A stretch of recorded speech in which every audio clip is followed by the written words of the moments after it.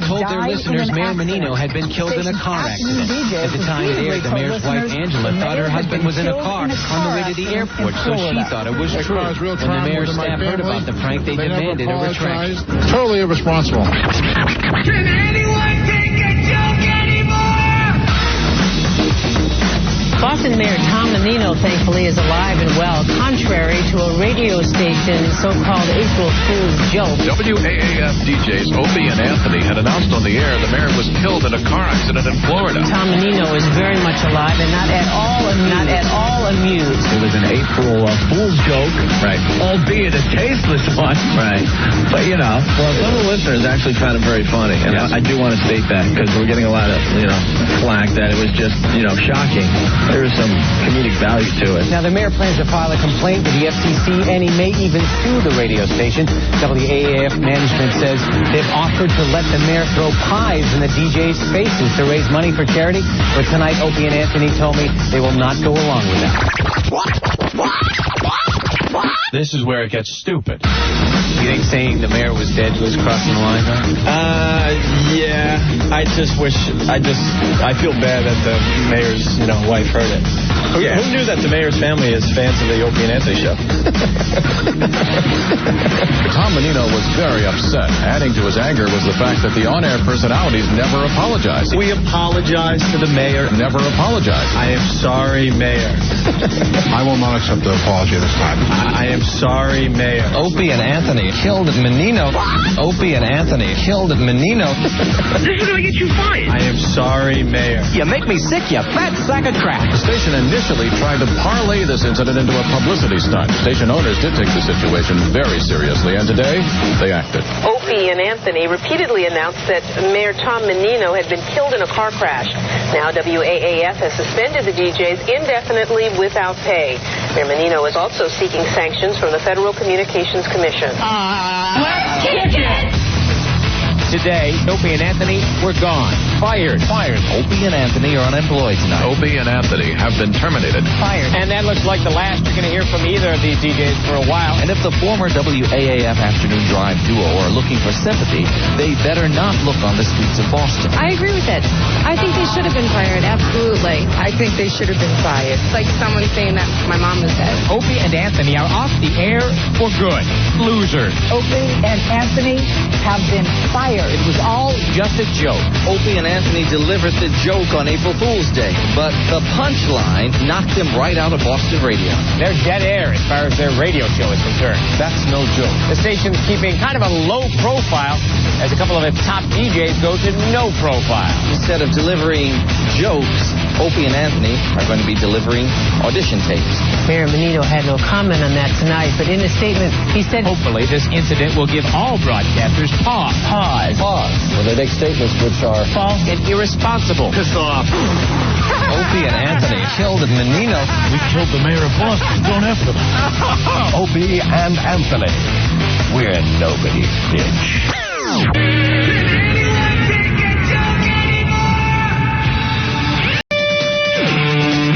And welcome to the Opie and Anthony show for today. A couple phone numbers really fast, Anthony. Yeah. In the New York area, 877-692-1027. Anywhere else, including Boston!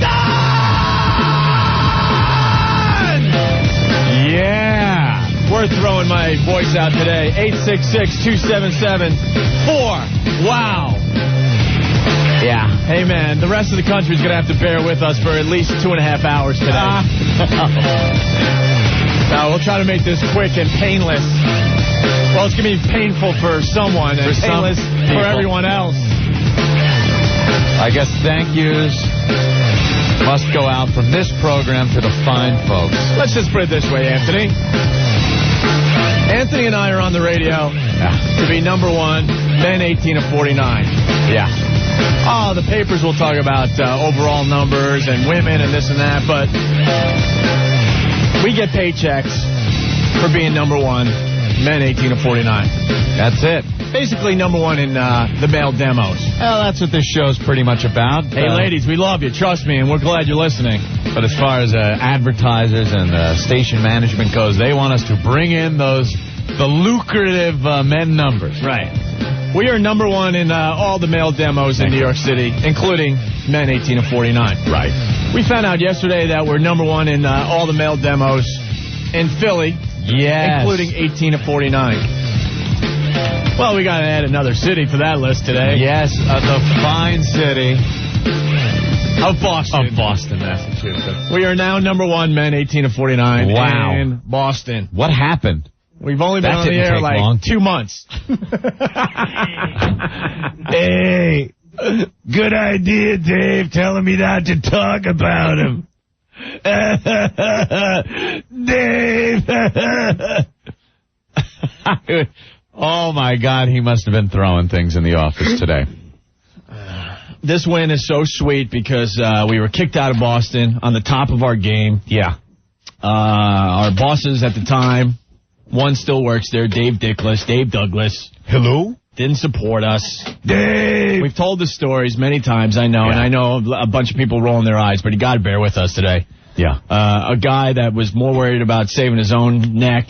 Mm-hmm. Basically called us and told us to lie about this mayor prank that we did to save his own ass. Would you say that I didn't hear about this until, 6 o'clock or so? Sent us to the firing squad, and we were fired, and we were picked up here in New York. Mm-hmm. We work with people that understand what Ant and I do. Yeah. They understand we're going to get in trouble. They understand we take it to the limit. And I'll tell you this one thing. We've done things down here in New York that are 10 times worse than saying the mayor of Boston died in a car accident. Hell yeah. The difference, we had a company and bosses. Yeah. 2 guys that we do make fun of, but we got to give them their props today, Ken Stevens and Jeremy Coleman, that support us. When we do get in trouble, they take that walk down that the Green Mile. Take the walk down 56th Street. Yeah. To the big office, and they sit there with us. And they're willing to lose their jobs alongside. Slow down. Ken was on many occasions. He was right there with us. Yeah. Getting yelled at. He didn't beg us on the side to, lie. Change your story. To save his own ass. Okay, Dave. He understands this type of radio and he's there for us. Yeah. Simple as that. So we get fired and 3.5 years later we're now back on in Boston. Yeah. And the ratings came in today. Ah, yes. And payback, my friends, is a bitch. Unless you're on this side of it, then it's really nice. We told our old radio station in Boston, WAAF, that we were going to kill them in the ratings. Mm-hmm. We begged them to at least go out fighting.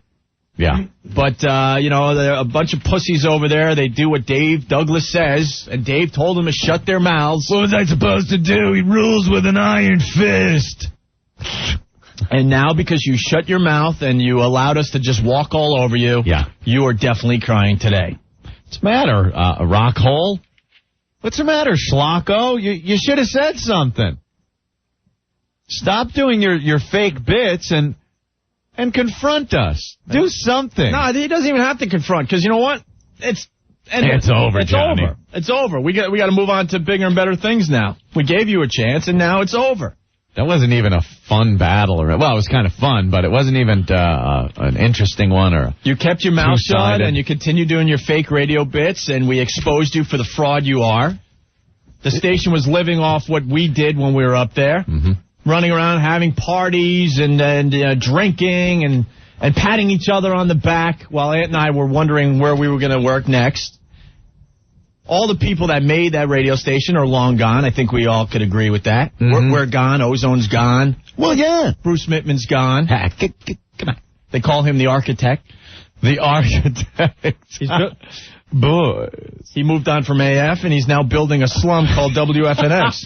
I certainly have my work cut out for me, boys. Boys. Yeah, we love Brucey. I got to tell you. I know this is a little too inside, but, the GM that made AF, not that twat that's in there now. She has no clue what she's doing. Bruce gets fired, too, and Dave doesn't stick up for him as well. So he goes over to FNX, and he's going to build, like, the new AF. Yeah. And then we came to town, and... Ouch. Kind of threw a wrench into those works. Sorry. It's kind of weird, because I'm looking at the ratings in Boston, and I don't even see FNX on the list. Ouch. I mean, we printed up the first 3 pages. You'd think they'd be here somewhere. I have a grand scheme, boys. It's quite all right. Anything's grand compared to me. I'm very diminutive, boys. Dave, what do I do? I know I should have said something. All right, Maddie, here's what we do. I say that you're having an argument with your wife, and you got to live with at my house. Oh, you know, we did that, Schlocko. Oh, I get confused with the old fake bits that we've been doing. We'll give him credit. I think Rocco beat us in one demo, Anthony. He did? Yeah. Boys 12-17. Was it the boys, the young boys? Oh, dear. Yes, my favorite demo. Wow! Yes. That's a demo I could sink my teeth into. Yes, yes. Dear boys. So really fast, and then we could move on. We told you guys. Hey, Birdsey, it's Rocco. What's up? Look, I'm thinking maybe we should hook back up. Birdsey for the rest of the country was Rocco's partner after we got booted. Yeah, here it was. Rocco and Birdsey got put together by Dave Dickless, I guess. And, we weren't in town, so they eked out a little existence there. It was kind of cute to watch. And then, for some reason, Dave Dickless decides he's going to fire Birdsey. Because Birdsey wanted more money or something. Because Birdsey wanted some cash or something, or whatever. It's his right. So, he tells him, no, you're fired. Here's Rock Hole's on-air partner, which I couldn't imagine Jeremy Coleman coming up to one of us and going that, hey, Opie or Anthony, your partner there, I'm firing him. Right. And you just going, okay. Or me just going, yeah, oh, fine, okay. I'll continue to do the show, Dave. And he did. He didn't stick up for his on-air partner and just let him be fired. The whole station, they don't take care of each other. No, that's what it's all about. We got fired. No one stood up for us. Okay. Yeah. Bruce Mittman gets fired. Dave doesn't, stick up for him. Bruce hired Dave and then took him out of the middle of nowhere, a place he's going back to real soon. Oh, yeah, Dave. Look around, Dave. Look around. Take a good look.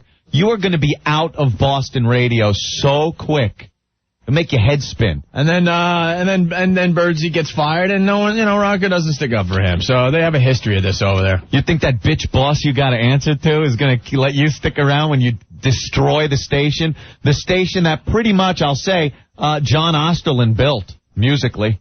He's the only guy that had a clue as to what was going on musically at that station, the Ozone.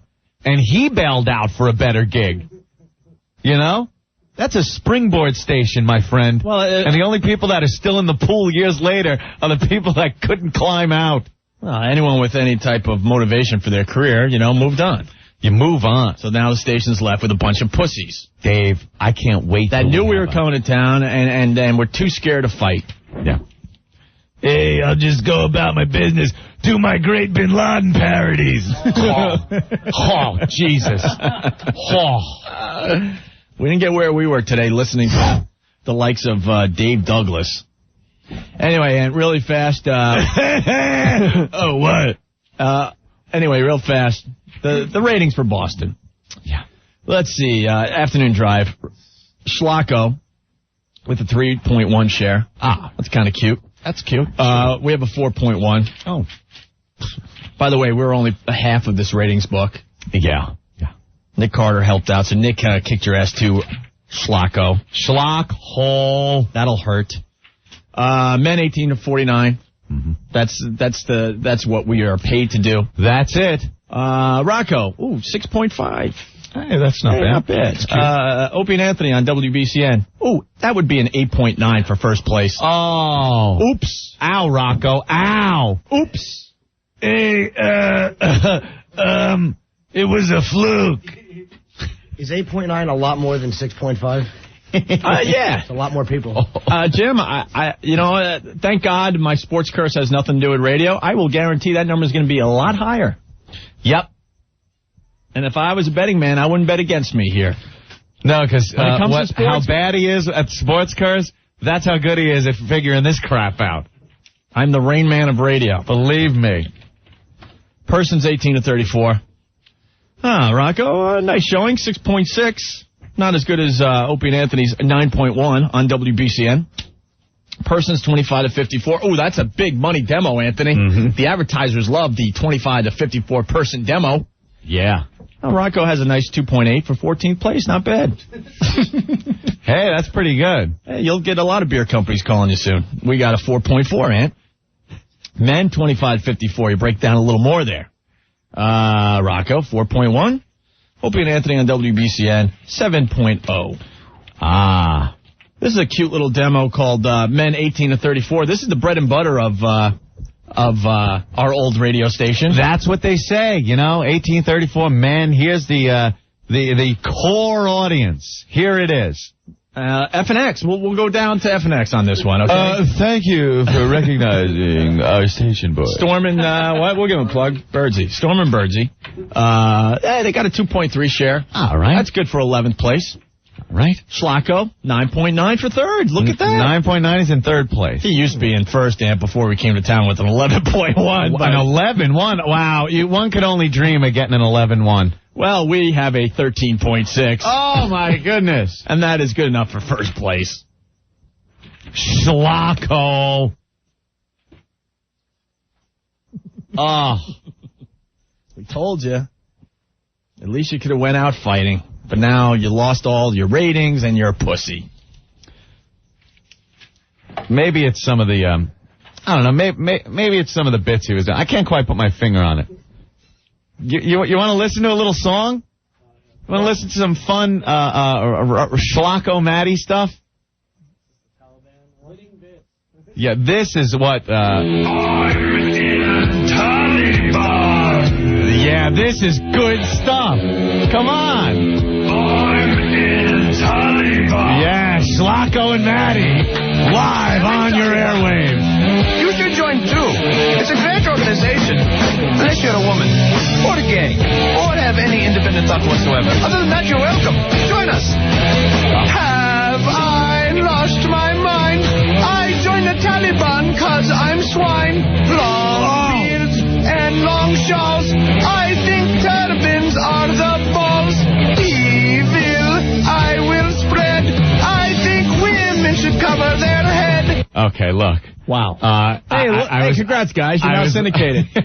We just syndicate one of your bits. Look, there you go. That was heard in many cities. That was Iron Man. Why would anybody do Excuse me, but I do believe that sucked ass.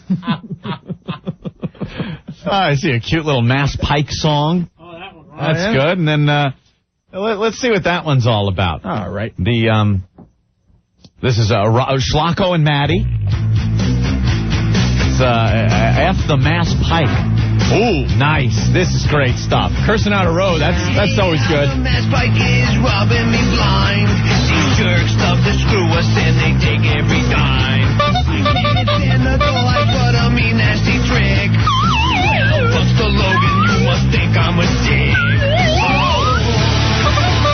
Come on, you're killing me. F the Mass Pike. I got my hash pipe. Let's all wait for it. Me and my family. You must be shitting me. You and your increase. Yeah. I'm gonna drive by. That's good stuff. You're friggin' poor guy. Oh, the Mass Pike. Oh, hey, come on. Hey, I'll give you credit. They did a local bit.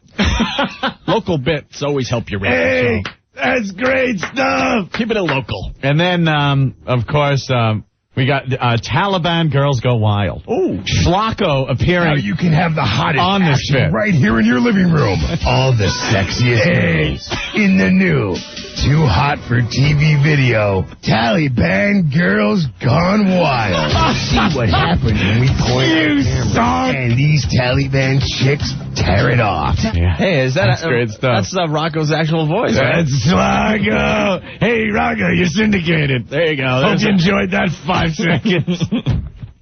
What a dick. Taliban Girls Go Wild, Dave. This is going to make me #1. Did you run that bit past Dave before you recorded it to make sure it was okay? Yeah, that sounds good. I'll help you write it. I'm the third member of the Schlocko and Maddie show. Well, that's it. It was very, very fun. It was very decisive. Kicking your fat ass. It's kind of like the military actions in Afghanistan. Yeah. There's nothing really going on from the other side. Lobbing some bombs over. Just wait till we bring in the heavy artillery. We've just begun. There you go. There you go. Gave you a little sample of the talent pool over there. That's great. And then they wonder why they're just going to dwindle away in the ratings until their asses are out of the seats. And Dave Dickless has to trot along to some other small market somewhere. I'm sorry to say that we can't really spend much time on our old station in Boston anymore. I mean, we'll swatch it every once in a while just to make it all fun. But we already kicked your ass. But we got to move on to bigger and better things. We need to find a real fight. Yeah. I thought that was going to be the one. You know, what do you want to go on? Battled. Who do we have to compete against next here? Howie? So we have fun with? Want to take on Howie Carr now? Is that even an issue? Not really. I mean, let me see. Kind of doing like a... Let me see. Political thing. We could just make fun of ourselves. No. That's good. At least we'll fight back. There's no one ahead of us, really. So if you want, you're in Boston. Wish Rocco some condolences on the death of his ratings. On the loss of his ratings. Rocco, how embarrassing is it that we're not going to fight you anymore and we got to fight Dale Dorman? That's killer, man. I'm kind of bummed they didn't fight back. We love a good fight. Now if they try fighting, it's just going to sound silly. Because everyone knows they shut their mouths as soon as Dave Douglas and that twat told them to. Yeah, that freaking woman GM that they got. Oh, my God. The twat that calls our lawyers every time we mention her on the air. Ooh. Yeah. Yeah. What's her name? I can't even remember. I don't know. We're not allowed to say it anymore. Yeah. So that's why we call her. I mean, her first name. Julie. Julie Twat. Julie Twat. And then you got to answer to her. How does that feel, Dave? How does that feel that you got to now go to her and explain why Rocco's ratings are so far down and why O&A are kicking his ass? Dave, you got to crawl in there, suck it up, and answer to this bitch why Rocco is getting beaten by us. And you have no answer, do you, Dave? Well, we're hoping to things pick up. Well, we'll call Sully from Godsmack. He'll give us a big bump. That'll do it. That'll do it. We'll do another free show with Godsmack, and that should get the whole city a buzz. I think more crossovers between the shows. We should probably do that. I think we could do another local palooza and rape the local bands blind. That's good. When we pocket money off the hardworking local bands, that'll help. Sure, we'll get Rocco out there. Oh, that's right. Rocco can't make appearances because O&A's listeners destroy him. All of a sudden, you go to like a website, you go to the website and try to find out where Rocco's appearing. Nowhere. Psycho Tim, what's up? Gentlemen, how's it going? All right, bro. Congratulations, of course. Well, we want to thank our old listeners in Boston that obviously didn't forget about us. We were a little worried. Well, my question, what am I supposed to do now?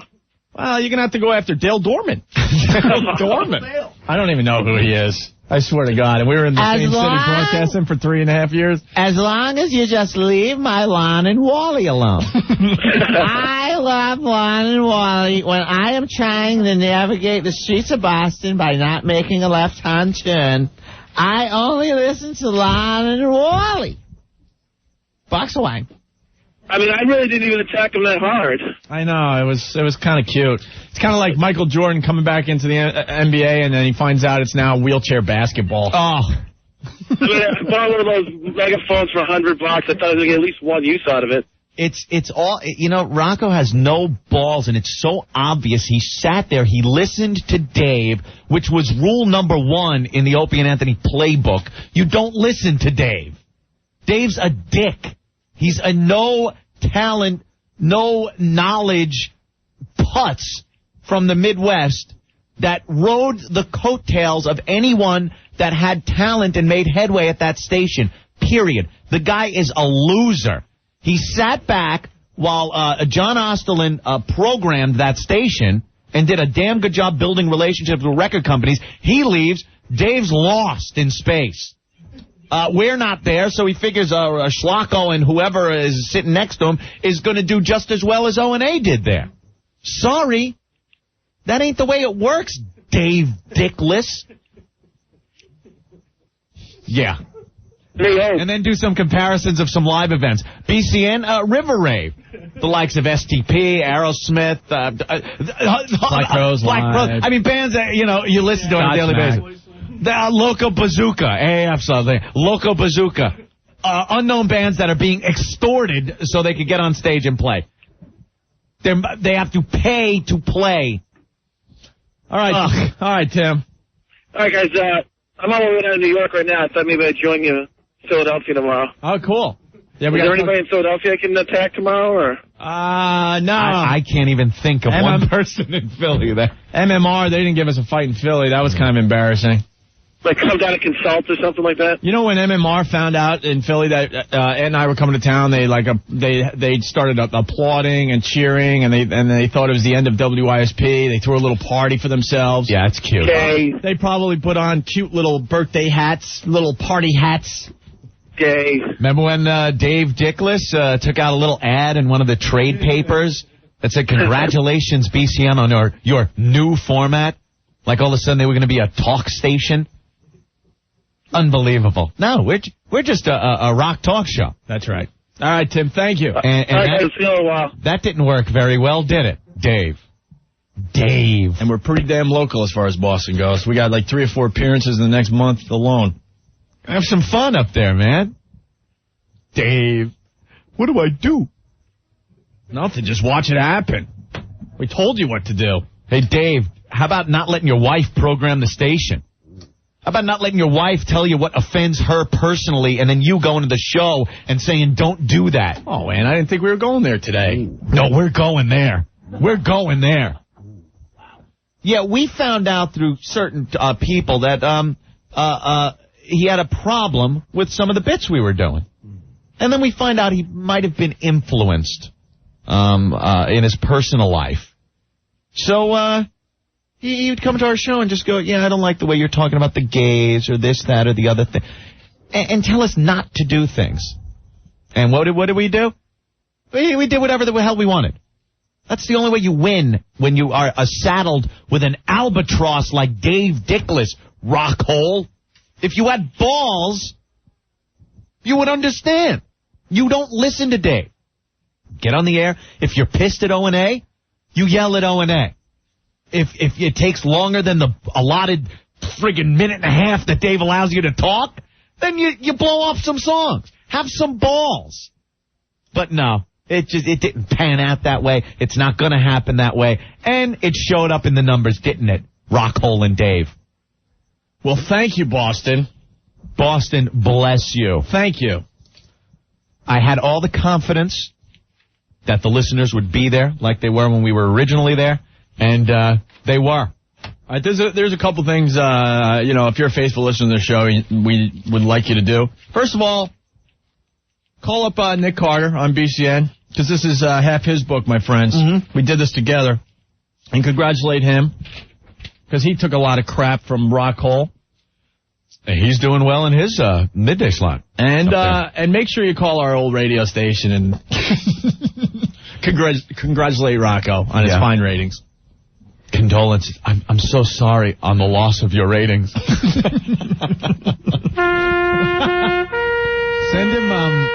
Send him those prayer cards. Yeah. Go to like one of the drugstores or something, and they have that section that says sympathy, our sympathies, and fill out a sympathy card and send it to Rocco for the loss of his ratings and his balls. On the heels of the loss of your balls, it is so sorry to hear of the loss of your ratings. I love it. Oh, yes. I'm loving this today. Joe, what's up? Yeah, what's up, guys? Hey, Joe. You guys rock. Hey, thanks. Calling out of Boston. Oh, cool. All right. Main reason AAF sucks completely in the city of Boston is that I live in Boston. Yeah. And I can't get AAF on my radio even if I wanted to. No. It's this complete static on top of, Rocco's voice. It's like all you hear is It's ridiculously retarded. Well, Retarded. I love it. I love the retarded. Well, you know, as long as you can receive it crystal clear in Bridgeport, Connecticut, I guess that's all they really That's care basically about. all that counts, Because they talk about how Boston they are, and for the love of God, you can't even get the goddamn station in Boston. They're completely horrible. And I mean, the only good DJ they actually had, I don't want to name any names, but like the 7 to 11 DJ they had, they decided to change that and put it to the midday to try and compete. We told Dave how stupid that was. If he wants, I mean, he can start calling me. I'll consult that station. I can fix that station tomorrow. Definitely. And the new nighttime guy, he's a tool. he's a puppet. I am a programmer now, you know. Oh yeah. Man, the new night guy is ridiculous. He's a mannequin. All right. We said that was a stupid move. Yeah, you shouldn't have put her in middays. No. Because she was a good DJ. All right. And she still is, but I mean, nothing compared to you guys. All right, Joe. Psyched to have you guys coming up here for Halloween, though. Yeah, we're going to have a ball with that. We're going to start talking about that later this week, all right? All right, man. Peace, Joe. You guys rock. Thank you. I wonder if Dave Dickless goes over to Ozone over at RKO and just asks him, hey, how do I get in touch with these labels, these record labels? How do I get this band over here? Got any numbers? Well, yes. Any phone numbers? Some phone numbers you want to pass to me? So there you have it. It's been a long 3.5 years, but we came back and we did it. Yeah. I know we're crowing today, trust me. And this is not our style usually. New York will know that. Yeah. We usually spend about 2 minutes on ratings in New York. But It's just this victory. But this has been something that has been just eating away at us for a very long time. Just watch Gladiator. You see how he got screwed over? And then he came back and kicked some ass? That's how we're feeling. That's how we were wronged. We were wronged. And we knew we were wrong. It's just nice to march back and kick some ass. Even if, you're not getting any fight back. Just friggin' pathetic. All right, we got to move on, Ant. Yes, we do. Thank you, Boston. Might I offer a hearty congratulations to the boys? Congratulations! Thank you. Thank you. I want a congratulations from boys. Where's Bruce? Get Bruce on the phone. We want him to congratulate us. Boys. How bad would that be for Bruce? Boys, can you not kick my ass so much so maybe my radio station could appear on the first page of the ratings? Boys. I'm in 21st place as a station, and it only goes up to the top 20, Boys, job well done. If it wasn't for me, Bruce Mittman, you wouldn't be where you are now. Boys. I'm not going to get my $50 bonus. Congratulations. All right. You knocked me out of my bonus money slot. You're taking food out of my mouth. Now we got something to fight about. So you know what it's like? It's like you guys got dumped by a chick. Yeah. Then you pick up a much hotter chick. Right. And not only do you pick up a hotter chick, but you found out your old girlfriend has a lump on her cervix. Oh, God. It's just great news all around. All around. All right. Well, again, thank you, Boston. And we'll be up there very shortly. Kind of sucks we can't fight with you anymore. I mean, we'll swatch every once in a while, because that's always fun. A little swat. A little smack. A little acknowledgement when you're doing another one of those phony, I stole the tickets from Dave's office. How many goddamn times? Hey, I stole the tickets from the boss's office, and I'll be giving them away all week long. Hey, and I got audio of Rockhole. Oh, you do? Yeah. Thank God. After that twat fired him. Okay. I'm looking into the future. Into the future, sure. Yeah. I got nowhere else to go. I got nowhere else to go.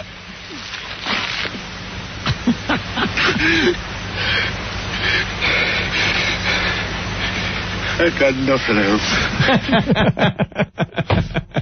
Jeez. Well, thank you, Boston. Thank you. Maybe you could still be the king of Worcester. Why not? Maybe.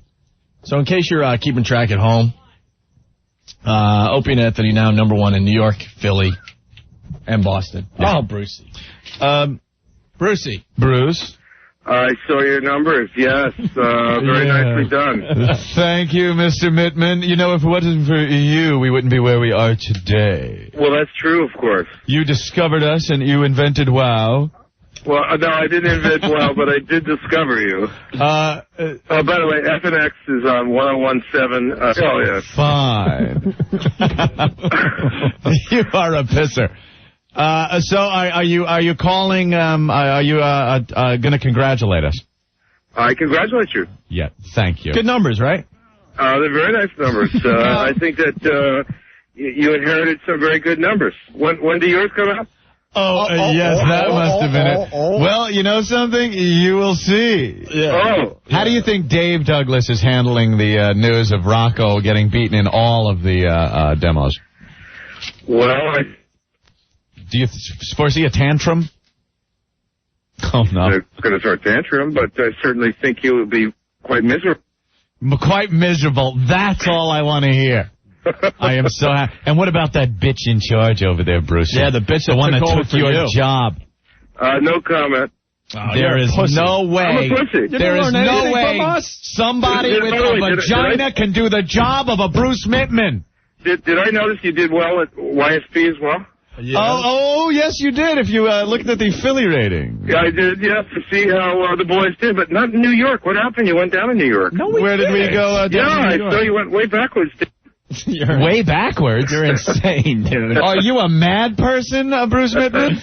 Would you like us to break out the New York numbers for you? No, I'm in the middle of the 17th hole right now.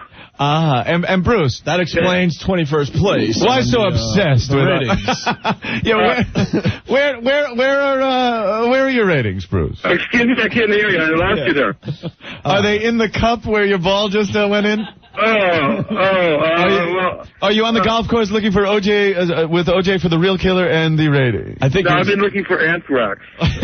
Yes, watch out. I think it's watch out, you guys might get some. I think the ratings can be found in the pond where his golf ball just went.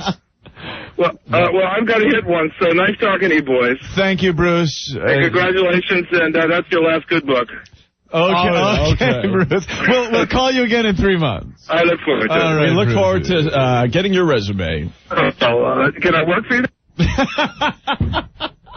Boy, I love that guy. I can't get, you know something? Know how pathetic, though? We said we need Bruce to, Bruce on the show today? Yeah. He listens to us every day instead of his own station. There we go. Calls right up. Hello, boys.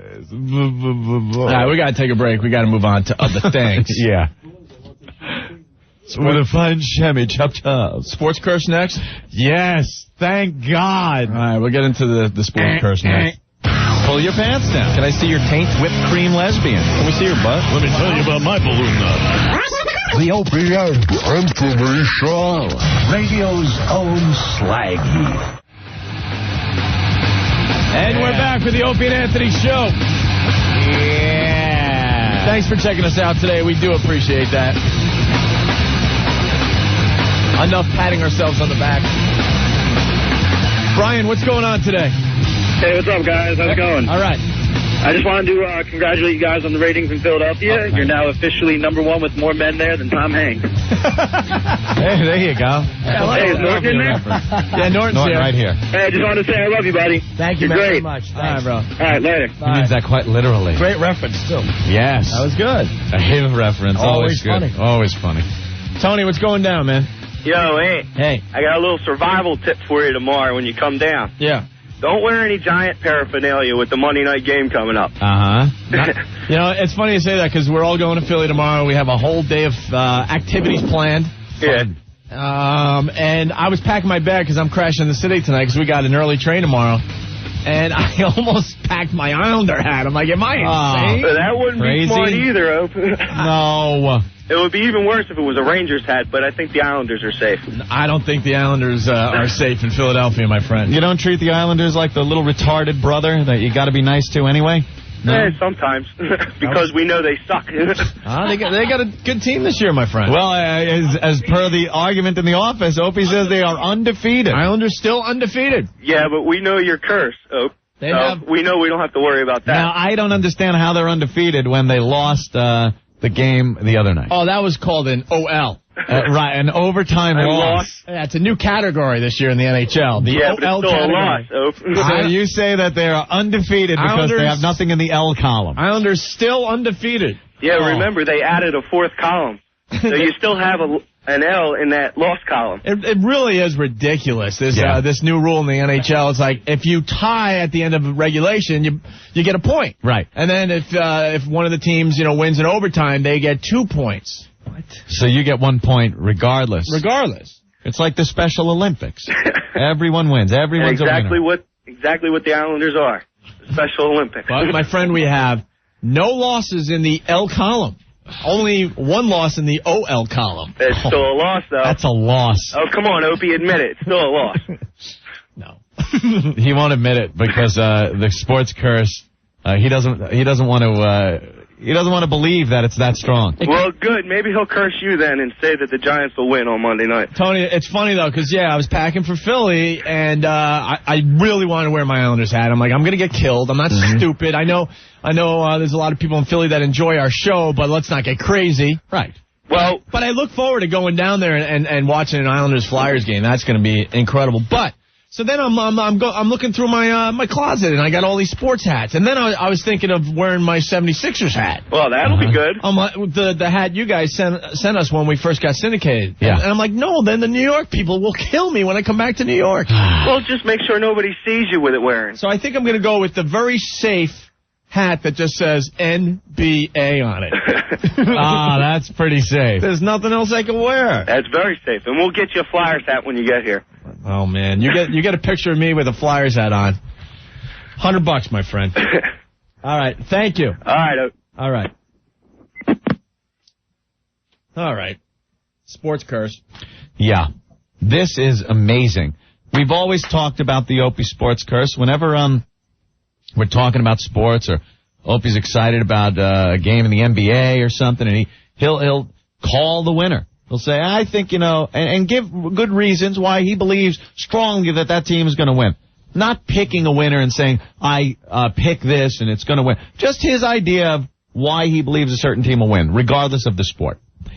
And time again, that team, sometimes inexplicably, will lose. All kidding aside, off the air, we were trying to think of the last time I picked a game right. Yeah.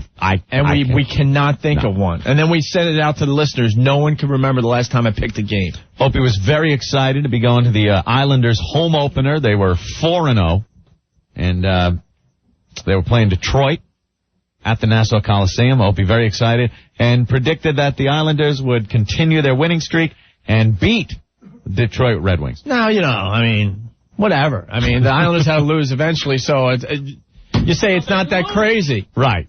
But they gave up the tying goal with 9 seconds left in the 9 game. Seconds, yeah. And then went on to lose the game.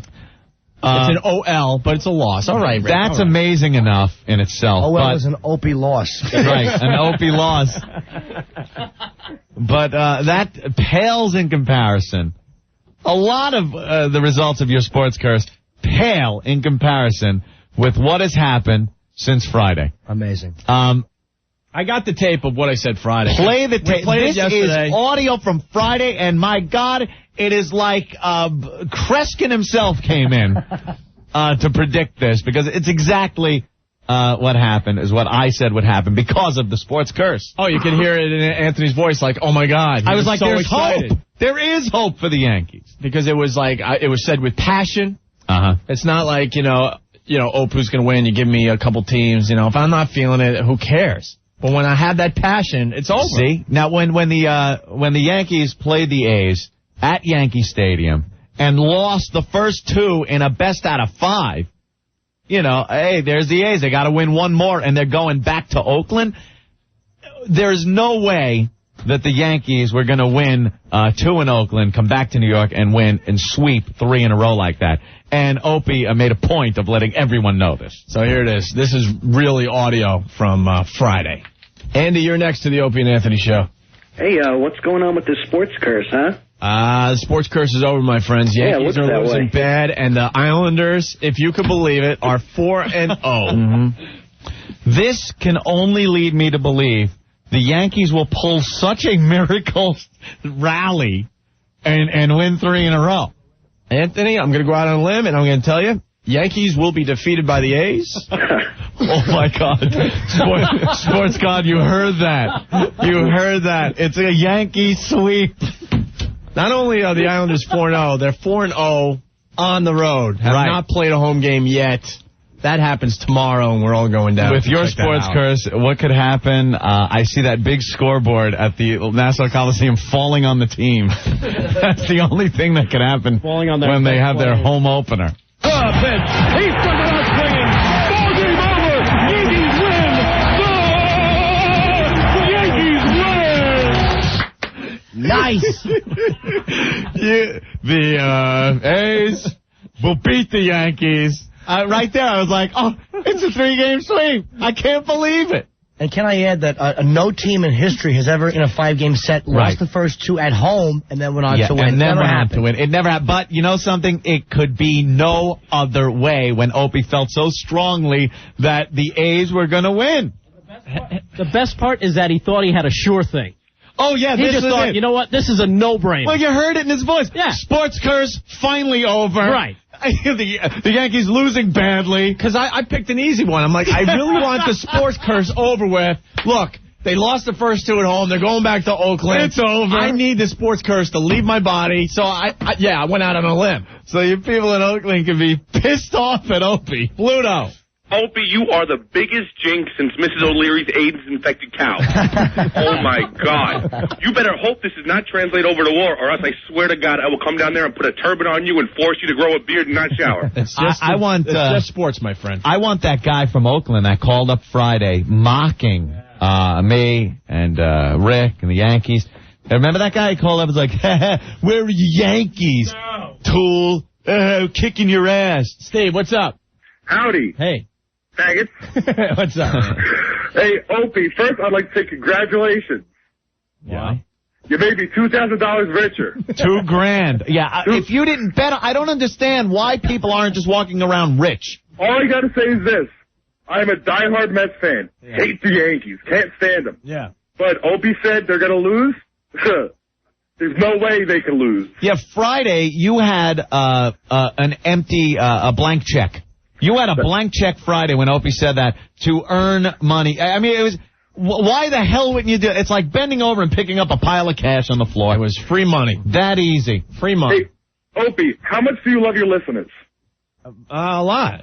Okay, how about every Friday, since you love your listeners so much, you give your predictions? He can't do it that way. That doesn't work. It has to be when there's passion involved. It's got to be the real deal, yeah. I will not pick games. You just have to listen close enough to realize when he's saying something and go, oh, there it is.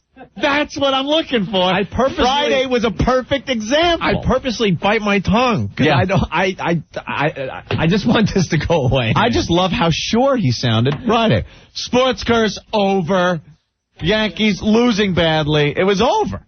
Opie, I just want to say I love you, and I'm going to go listen now and hear you call me a dick. All right. You know how, like, we're all obviously afraid of the anthrax in the mail. I don't know if you know it, sports teams are actually afraid to open their mail and find a picture of Opie. It's miraculous. With their hat on or something, you know?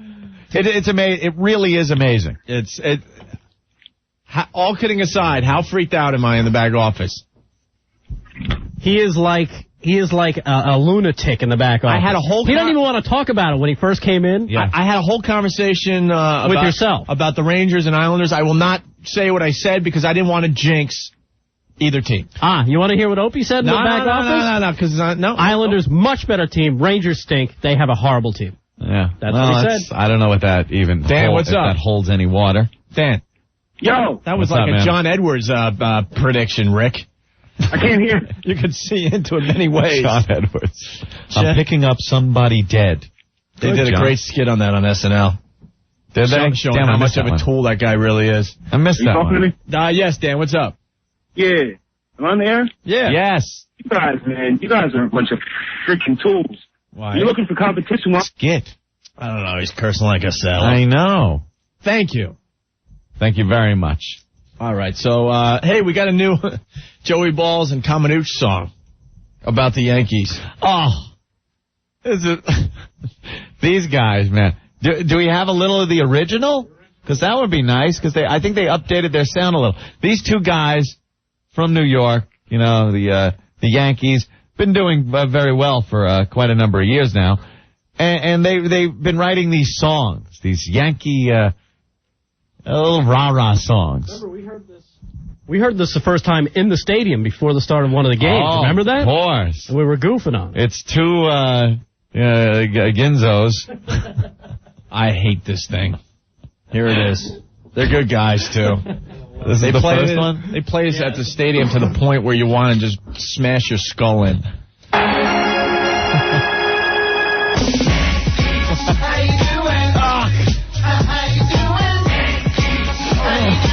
How you doing? In this awful looking noise. Why?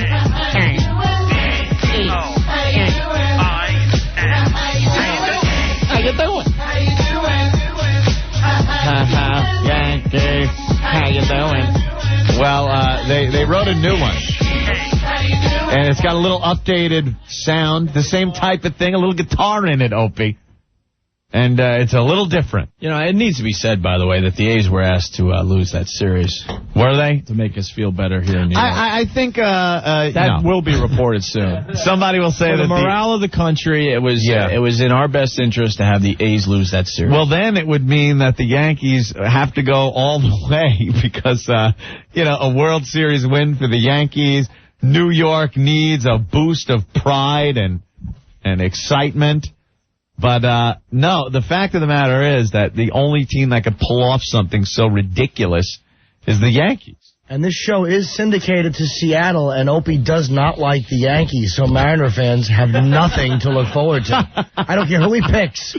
The only reason they didn't lose in Cleveland is because it's impossible for two syndicated cities to lose when they're playing each other. Right. Right. I'm not even going to ask Opie, and no one will, and I'm sure he won't fess up to it. I can only believe in my head that he actually believes that the Mariners have a slight edge over the Yankees and will walk away winning this next series. I believe that's what he believes. I don't want to know. I don't want to hear it. That's my opinion. It doesn't matter, though, because technically, as far as he's concerned, the Yankees are no longer playing because they were supposed to lose to the A's. So it is an impossibility because they shouldn't be playing. What a paradox. Yes. I'll do a little John Edwards thing. It's bizarro law. John Edwards. I'll do a little, like, and people are going to have to interpret it? Yeah. Uh-oh. You got to appreciate a team like the Seattle Mariners. Right. After losing Rodriguez and Griffey to have the year they had. Okay. You gotta love that as a baseball fan. Wait a minute. Listen to Seattle. Hold on. Oh my God, they're screaming. They're screaming in Seattle. I hear it over the air. As a fan, you gotta love that the team gets rid of their two best players and they go on to pretty much set the record for wins in a season. Oh my God. You gotta appreciate that. Oh my God. Hey, can you hear it? Let's be quiet and listen. What's coming from Seattle? Listen close. Shut up! Wow. Shut up!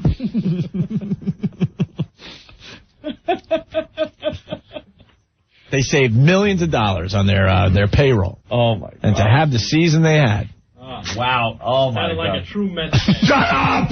Shut up! Quiet. Shut up, dummy. That's all I have to say about that. Oh, God.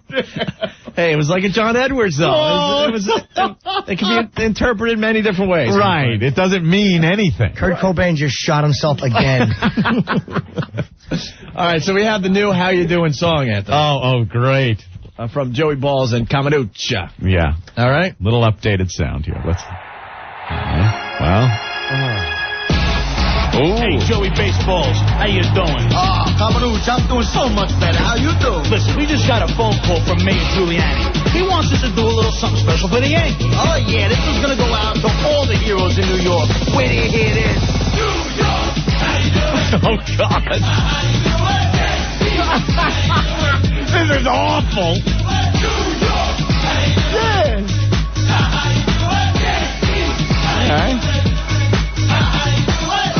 The pinstripes, 26 championships.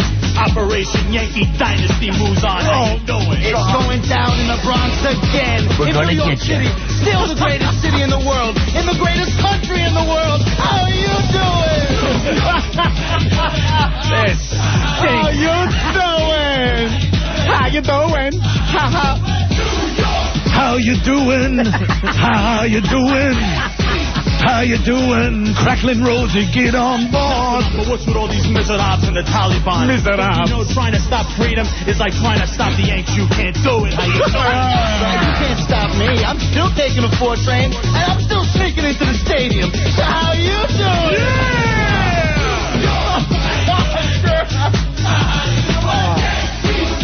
Every other city is openly laughing at us today. Yeah. This is a consolation right here to Oakland. That at least their team doesn't have this song. I'm on my way to pick up some of New York's bravest and New York's finest. We're going to the game, and we're sitting with the bleacher creatures. How you doing? And the Yankees go hand in hand. They were down, but never out. Never underestimate the heart of a champion. How you doing? Oh, God. Oh, Yankees! How you doing? How you doing? How you doing? How you doing, Kamenuch? Tina Napa. Grosh's Tito. O'Neal Bernie. Clemens El Duque. Eugenia Pettit. Soriano Justice. Susanna Spencer. Propeller Defense. Corey Dimmer. Don't forget the boy. Hey, Joe Balls, are you ready for the 4-beat? Are you ready for the 4-beat? I tell you what I'm ready for. I'm ready for my man Janus and V. Bruno to get that beer company on the phone. Yeah, they said who did that. Joe Balls. Yeah! I mean, they don't even say it right. How you doing? Hey, New York, jokes aside, you keep your chin up. That's right. Don't forget, we all got a big fight to win. God bless America. How you doing? How you doing?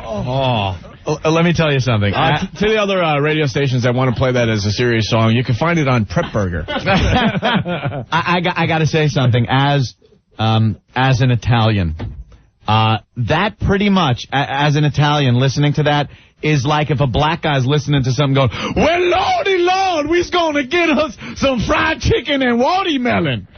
I mean, what kind of a stereotypical, how you doing? That's like the Nick song. Yeah. You know that stupid Nick song they have? Oh, my God.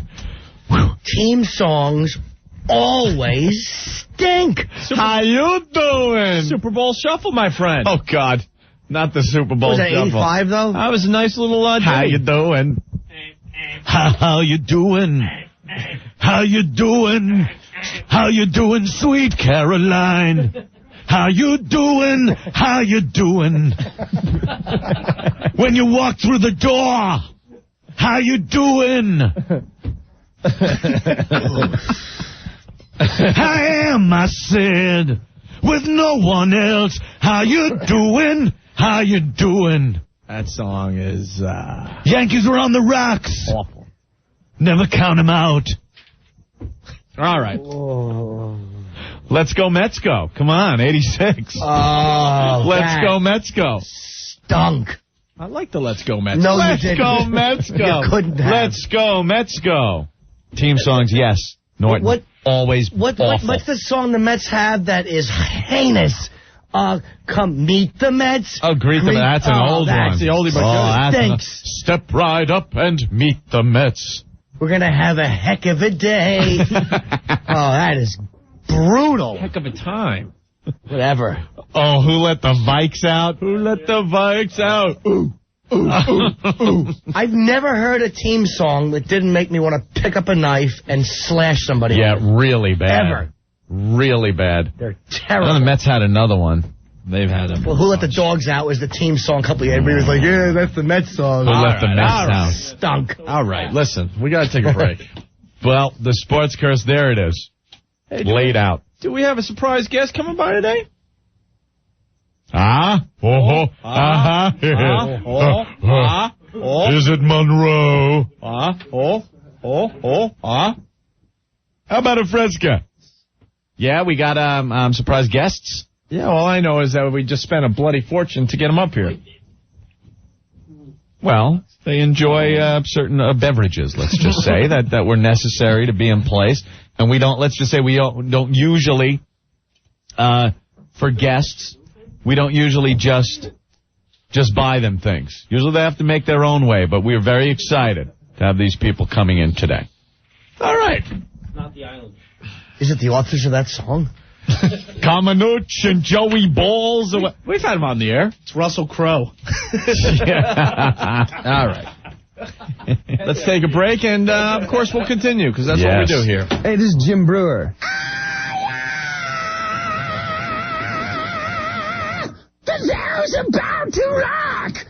Fire! You listen to Opie and Anthony. 1027 WNEW. We are Sports Guys, Blaine and Craig. Morning, Don and Mike. Midday, Opie and Anthony. Afternoon, Ron and Fez at night. We are 1027 WNEW. Anthony Stacker 2, the world's strongest fat burner. Summer's over. We know, Lisa. Yes. Looking good. It's almost November. Yeah, really. Get back to reality. Get ready for fall with the one product that works 45 minutes guaranteed. It's Stacker 2. It's the world's strongest fat burner. It's the natural appetite suppressants in Stacker 2 that help stop the cravings, and it gives you that boost of energy you need to get through the workout or the workday, whatever you got to get through. Stacker 2. It'll do it for you. One little yellow capsule, 45 minutes later, you feel the effects. If you're still stuffing your face like you're a effing pig, even after you're full, yeah, Dave, I'm stuffing my face. Stacker 2 curbs the appetite, crushes cravings. Instead of 2 helpings of something you want, you eat 1. You eat what you want. You just eat less of it. Thus, you lose weight.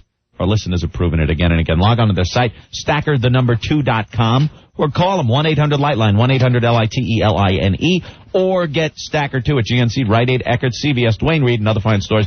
Get on the Stacker, Stacker 2.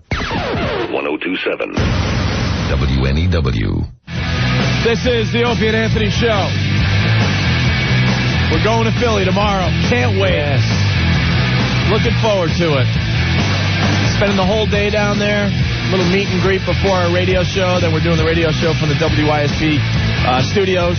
Then we're doing a road show at the Electric Factory with WNEW. Got Stephen Lynch doing some time up on that stage. We got Jim Norton doing some time on that stage. Going to introduce you to a bunch of the freaks you know and love from the radio show. How are ya? How are ya? And I'm being told we need to push the Stars and Stripes bikini contest. Oh, yeah. One lady tomorrow night is walking away with $1,000. Nice. Courtesy of the Opie and Anthony Show. And that's open to any of the girls that even come down there. They could decide in the last minute. We will have bikinis there. That's right. Limited number of bikinis, people. But we're hoping that some of the ladies get a little creative and make their own, like, Stars and Stripes type bikinis, you know? Even if you're big and fat, they should enter the contest so we can at least bullwhip you with electrical cord. I love the fatties. Like the fatties? Sure, why not? Piggin'. Going hogging. What's going to happen tomorrow, Rick will be on the stage, and he'll be signing up the ladies for the Stars and Stripes bikini contest. Nice. First prize, $1,000. Cash. $1,000. All right? All right. I took a lot of abuse because of that sports curse thing. Well, you know, it's just the way it is. Just got to go with it.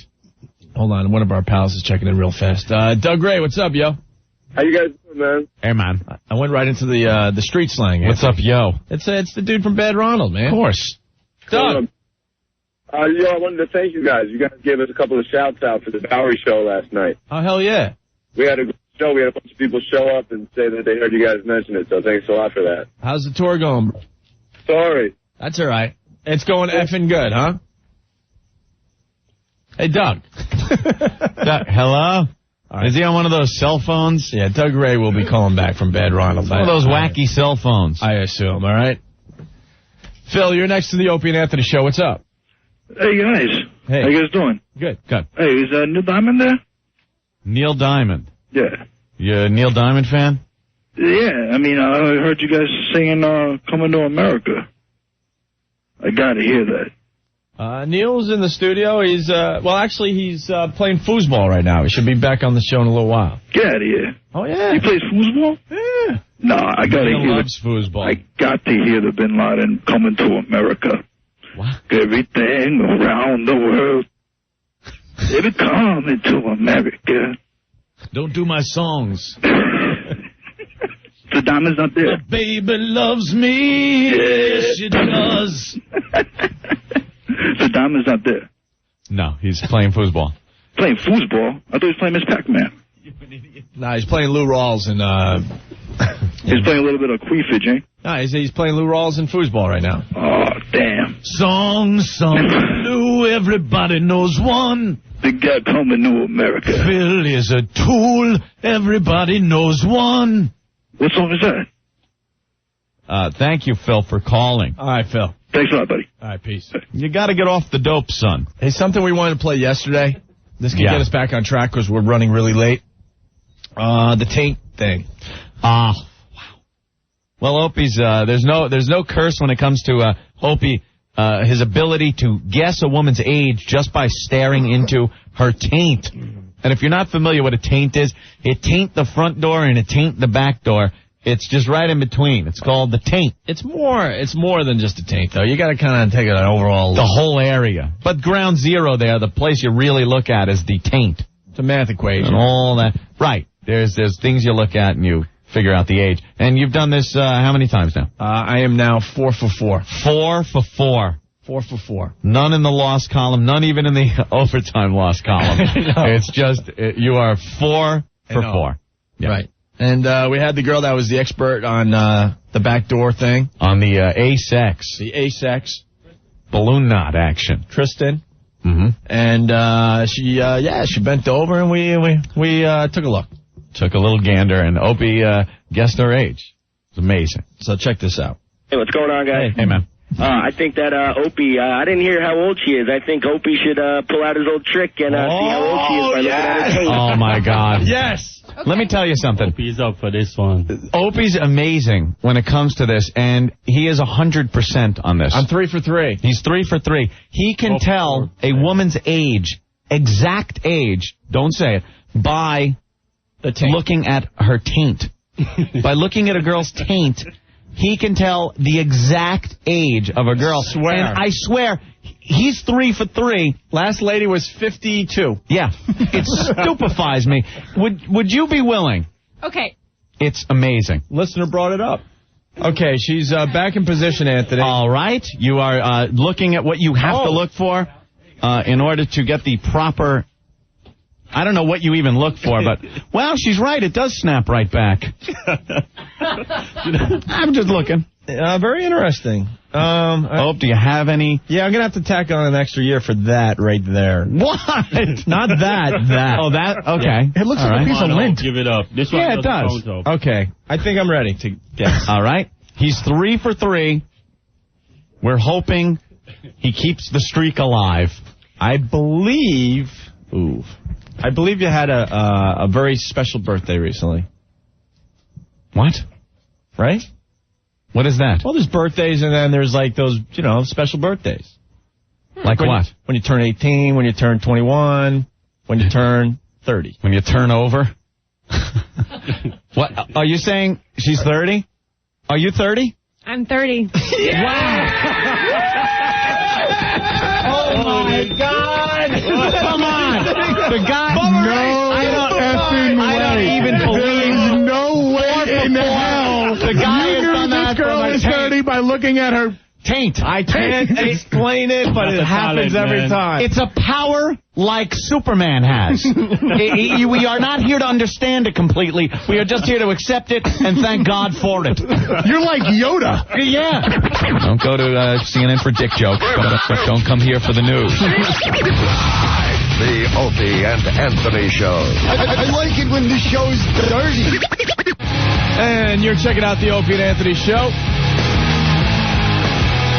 What's up? Couple phone lines open if you're not in the New York area. 866-2774-WOW. Let's go to John. John, what's up? Oh, hey, what's up, guys? How are you, bro? Not too bad. Just want to congratulate you on your defeat in Boston there. It was a victory. Thank you. Defeat, same thing. You guys rock. I'm from Rhode Island, which I work up in Boston, so you make the ride a lot more enjoyable in that traffic. We appreciate that. I had a question for you. I have Dementor World, which it's hilarious from start to finish. Yeah. It's great to pop in, get some guys around. I turned a lot of people onto you from that. Yeah, I just want to know if there's anything that works as far as something current coming out, some new material, a little Neil Diamond. Dementor World, a CD that you cannot find anywhere. That's a smart move if you own a record company. I've burned that thing a few times with some people.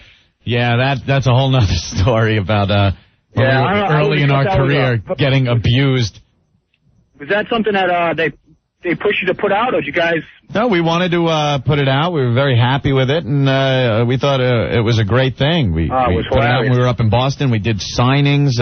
We thought we were getting involved with a real radio company that would be able to, record company, a record company, excuse me, that would be able to, get that CD out there for everybody. That thing kicks. You know hey, that Mom, I'm in jail, my favorite. You know that CD, Dementor World, that we put out when we were in Boston. It sold over 40,000 copies, mostly in Boston. Wow. Mm-hmm. Do you know that we've been in New York for over 3 years, and I think we've sold maybe 2,000 down here. And why? Because you can't find it. You can find it because the guy that runs the record company decided for some reason he wasn't going to put it in stores, wasn't going to support it, and wasn't going to pay us for it. Right, you guys played a few clips I've heard on the air there. Oh yeah. We play some of the stuff still. The next CD, Cringe, we had it all done 2 years ago. Oh God. Yeah. You're gonna have a heart attack. It was a day away from going to the CD plant. Swear to God. Yeah, it was going to be pressed the next day.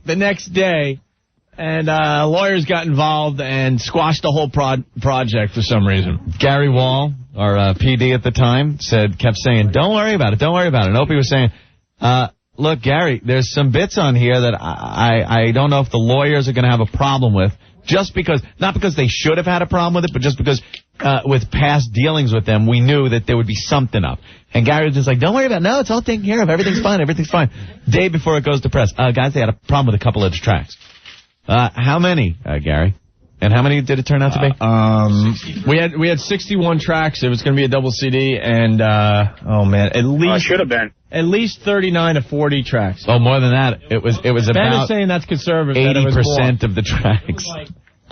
So it was ridiculous. I put easily 200 hours into the project, and I mean, here it is, right here. Here it is. Here it is. These are the masters that never made it out there. Nope. Let's go, put them out. Well, now we got to redo the whole thing. Yeah. Now there's stuff on here, quite frankly, we don't want. Couple years old. Yeah. So, know what I'd like to do? We would love to put out another CD and maybe give all the money to charity. That would be good. There's a lot of people hurting here in New York City. I would love to. I don't know what the turnaround time is, but I would love to try to get something out there immediately. Well, it's a lot better now than before. You get a lot more listeners. We don't need the money. There's a lot of people down here that do, and I think it would be a great thing. So, I don't know. We'll talk off the air and see if we can make that happen in the near future. Good idea. All right? Hey, looking forward to it. Thank you, John. Thanks for the support up there. We greatly appreciate that. Hey, you guys are well known around here. We were kind of scared you guys forgot about us. Oh, you kidding? No way. Thanks, John. Get my signs out for tomorrow, too. Oh, whip them out Wednesday tomorrow. I put one of my girlfriend's car, man. I go to all hell for that. Oh, cool. Put the WOW on the back of your car. I'm telling you, eventually it works. Thanks, John. Hey, take care, guys. All right. For Whip 'em Out Wednesday. Ladies see the WOW on the back of the car, and then they flash it. They feel right. Works. All right. Couple other things we want to talk about. Mm-hmm.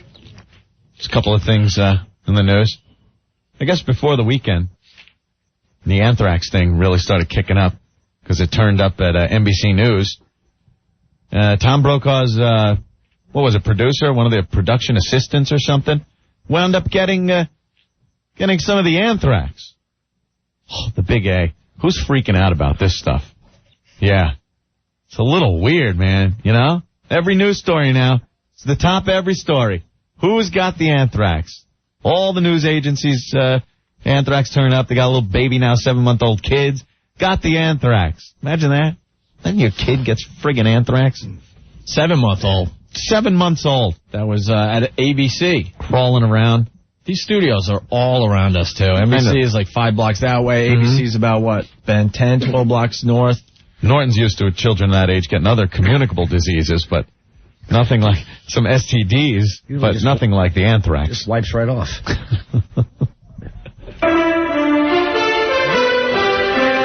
Hello, Tom Brokaw, NBC Nightly News. I believe I have been exposed to the anthrax spores. That what my production is. I know I've opened up this letter. A note. No, sure. That I had received. Yeah, I'm going to get the clip of Brokaw from Friday. He was pissed. This is a guy. Now, he's a national anchor, you know? He keeps it cool at all times. That's his job. Don't matter what he's reporting. But then... That's how effed up this whole situation is, because you had Dan Rather on Letterman just breaking down, crying. And you could have pissed off Tom Brokaw. Who would ever think this guy would get pissed? News people are not supposed to ever show any type of emotion. No. I mean, the best you got out of Cronkite there, Walter Cronkite, when Kennedy died, was that he took his glasses off and had a slight tear in his eye when he announced that Kennedy was dead. Word now that President Kennedy is. That was the closest a newsman came to, showing real emotion until recently. Now you got Dan Rather crying uncontrollably on Letterman, where Letterman has to hold his hand. And now you got Brokaw, on Friday, completely pissed off. Yeah, he's freaking. So, but the guy might have anthrax. That's got to make you a little angry. And he just pretty much found out about it, and there he is on the air talking about it. He went through his news thing, and then at the end of the show, he had a voice that he was a little pissed off. All right, here we go. And finally tonight, on behalf of all of us at NBC News, and especially on behalf of our friend and colleague, thank you for your concern. She has been, as she always is, a rock, and she's been an inspiration to us all. This is so unfair and so outrageous and so maddening, it's beyond my ability to express it in socially acceptable terms. So we'll just reserve our thoughts and our prayers for our friend and her family. That's Nightly News for Friday.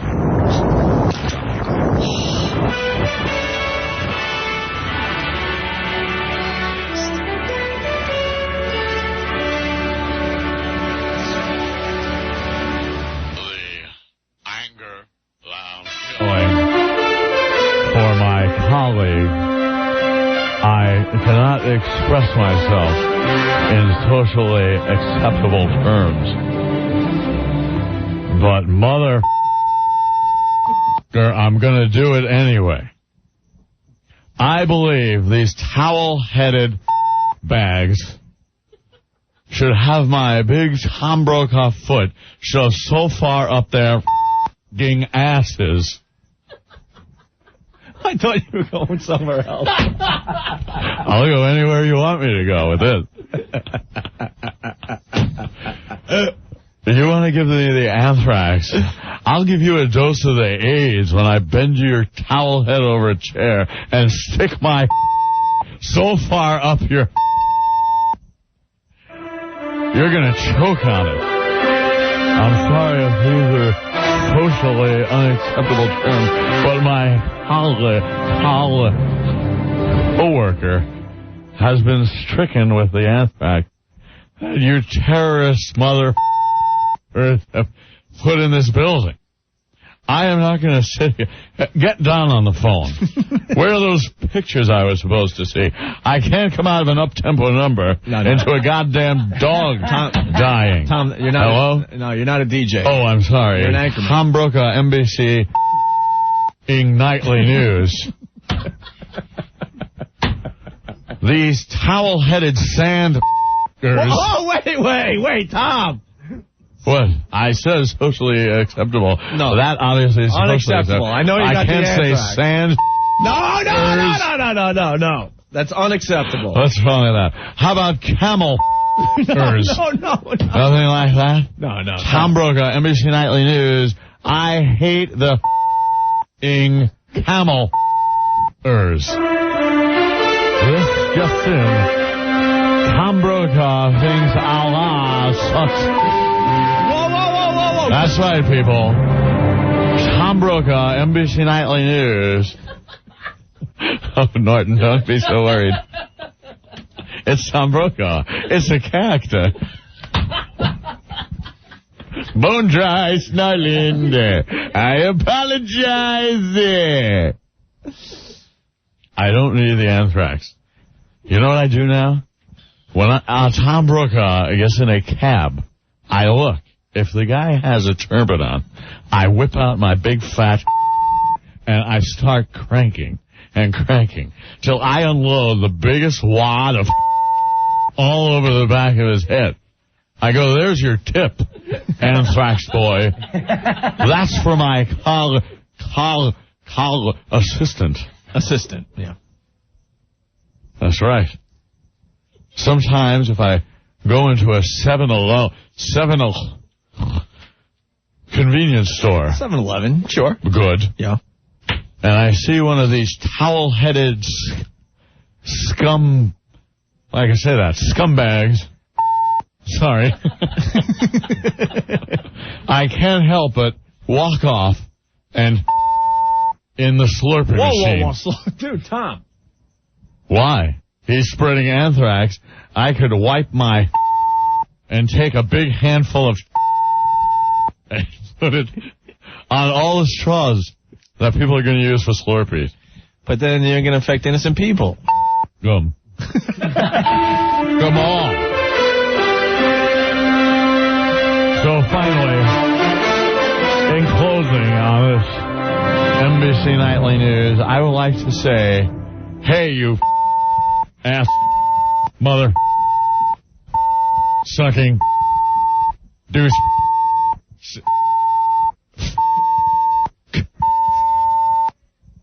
Tom. Thank you.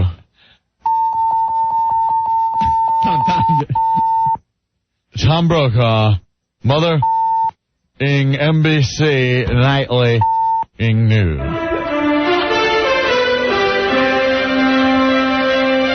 Wow. He's so angry. You. Isn't it amazing? I like Tom Brokaw, but media guys don't get mad about anything, but when it affects them, all of a sudden they show emotion. Interesting. No wonder we them behind. Wow! Why didn't I think of that? The Greaseman Show. Bone dry. We should, no wonder they them behind. Hey, it works there. Patty. Hello, how are you? How are you? Hi, how are you, Patty? Hello? Hi. Where are you calling from? I'm calling from a payphone at the ferry. I just wanted to double-check the time to meet everyone tomorrow on the 10th floor to go to Calling Philadelphia. from Chamber 569B. Hey, Patty, Yes? if you get a letter with powder in it, eat it. No, and I hope not to. I'll throw all my junk mail away now. Cocaine sales have had to plummet. Yeah, right? Coke makes you paranoid to begin with. Who the hell is taking the chances and sniffing powder these days? I guess that's good then. Patty. Yes. You're at the ferry. Yes. The Staten Island ferry. Yeah, the only one. Jump. What time is she supposed to be here tomorrow? Yeah, they said 11:30. Why should New York have all the fun? We're bringing Patty to Philly tomorrow. Fine. You're going to get to see this Did mess. you get the 2 chocolate-covered strawberries from work today? Yeah, I threw them in the garbage. Oh, I don't think you did. They're very good. They were dip-brushed this morning. Where's Ben? Ben, did I throw Patty's gift in the garbage? Here it is, right here. Rick just took it out of the garbage. Yep, it is in the... Wow. Wow. Oh, you just missed out on a good treat. I was only trying to say congratulations. Patty, with everything going on with the mail these days, I'm sorry. It has nothing to do with you. I just didn't want to take a chance, okay? Good driver. What kind of chocolates were they? They're chocolate-covered strawberries. Chocolate-covered strawberries. Yeah, I love them. I developed a good taste for them. A good taste. Of course you got a sweet tooth when you grab them in your giant mandibles. It must look amazing through your Champions ears. It's great working at Godiva. I might make that full-time and quit McDonald's. What do you mean you developed a good taste for them? That's something you do if you're stuck in prison for 15 years. Developed a good taste, but... Well, I've never eaten chocolate-covered fruit before. Hey, Patty, do you work around any food that doesn't make someone take a dump immediately? No, what are you talking about? McDonald's is good, too. Of course. Yeah. Well, Patty, I don't know when the bus is leaving tomorrow, Rick. Do you know? Bring your hockey helmet. Yes, I was told 11:30 on the 10th floor to meet everybody. Philly doesn't even know. We have a separate bus leaving around noon tomorrow with about 50 of the people you know and love from this show to join us in Philly. I'm one of the freaks. 11:30, really? All right, 11:30 tomorrow. Okay, and who do I call down? Just regular number? You have all the numbers. You have the codes. Who are you kidding? I don't have any codes. No. Just make sure you bring identification and diapers. Diapers? Oh, stop it, Sully wants to know if your ferry is a leaf floating across a rain puddle. That's right. Yeah, I'm going to be on a raft, the Staten Island raft. Ferry. We all get on the ferry. Sometimes it's hard if it's a short little body of water. We just link our bodies together and let the important people walk over our bodies. We're very expendable being ants. Yeah. No, Ant, they think they're going across the ocean, but it just happens to be a puddle in the middle of Central Park. Yeah, it's a little puddle. Yeah.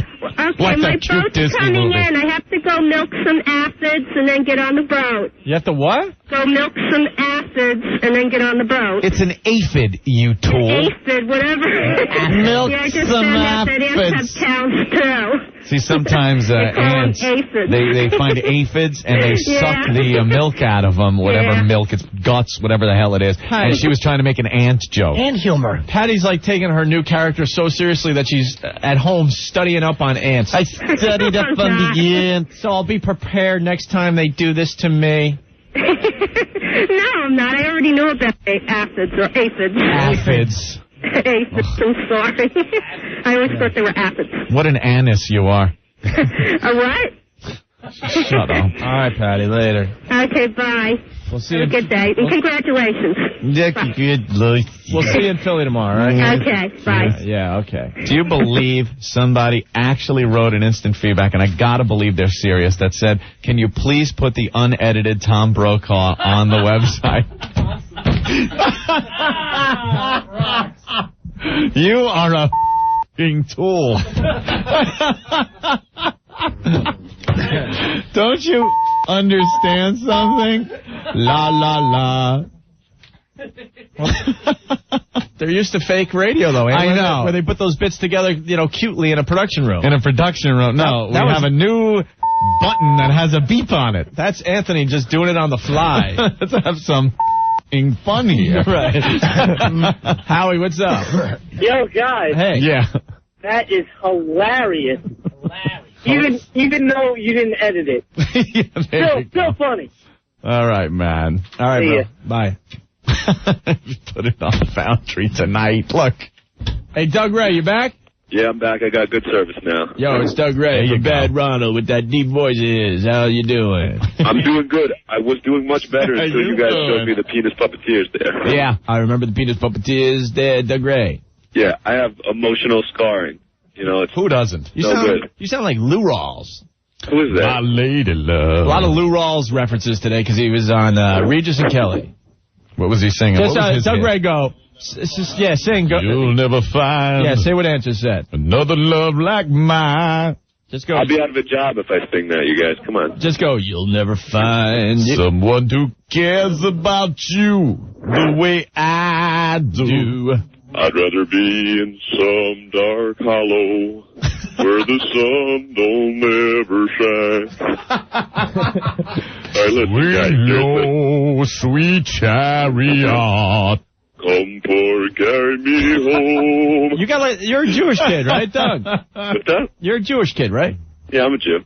You got the deepest voice for a Jewish kid, man. I don't even have to have sex anymore. Shabbat I just yell like shalom. girls' vaginas. Really? Yell right at the thing. Wow. Hey, Doug Ray, go. This is CNN. This is CNN. That's pretty good. It's got the deep voice. All right, you ready? I got a little news report for you guys. Huh? This is Doug Ray. I'm reporting live from a gas station somewhere in Long Island. We have a fat lady filling up her car.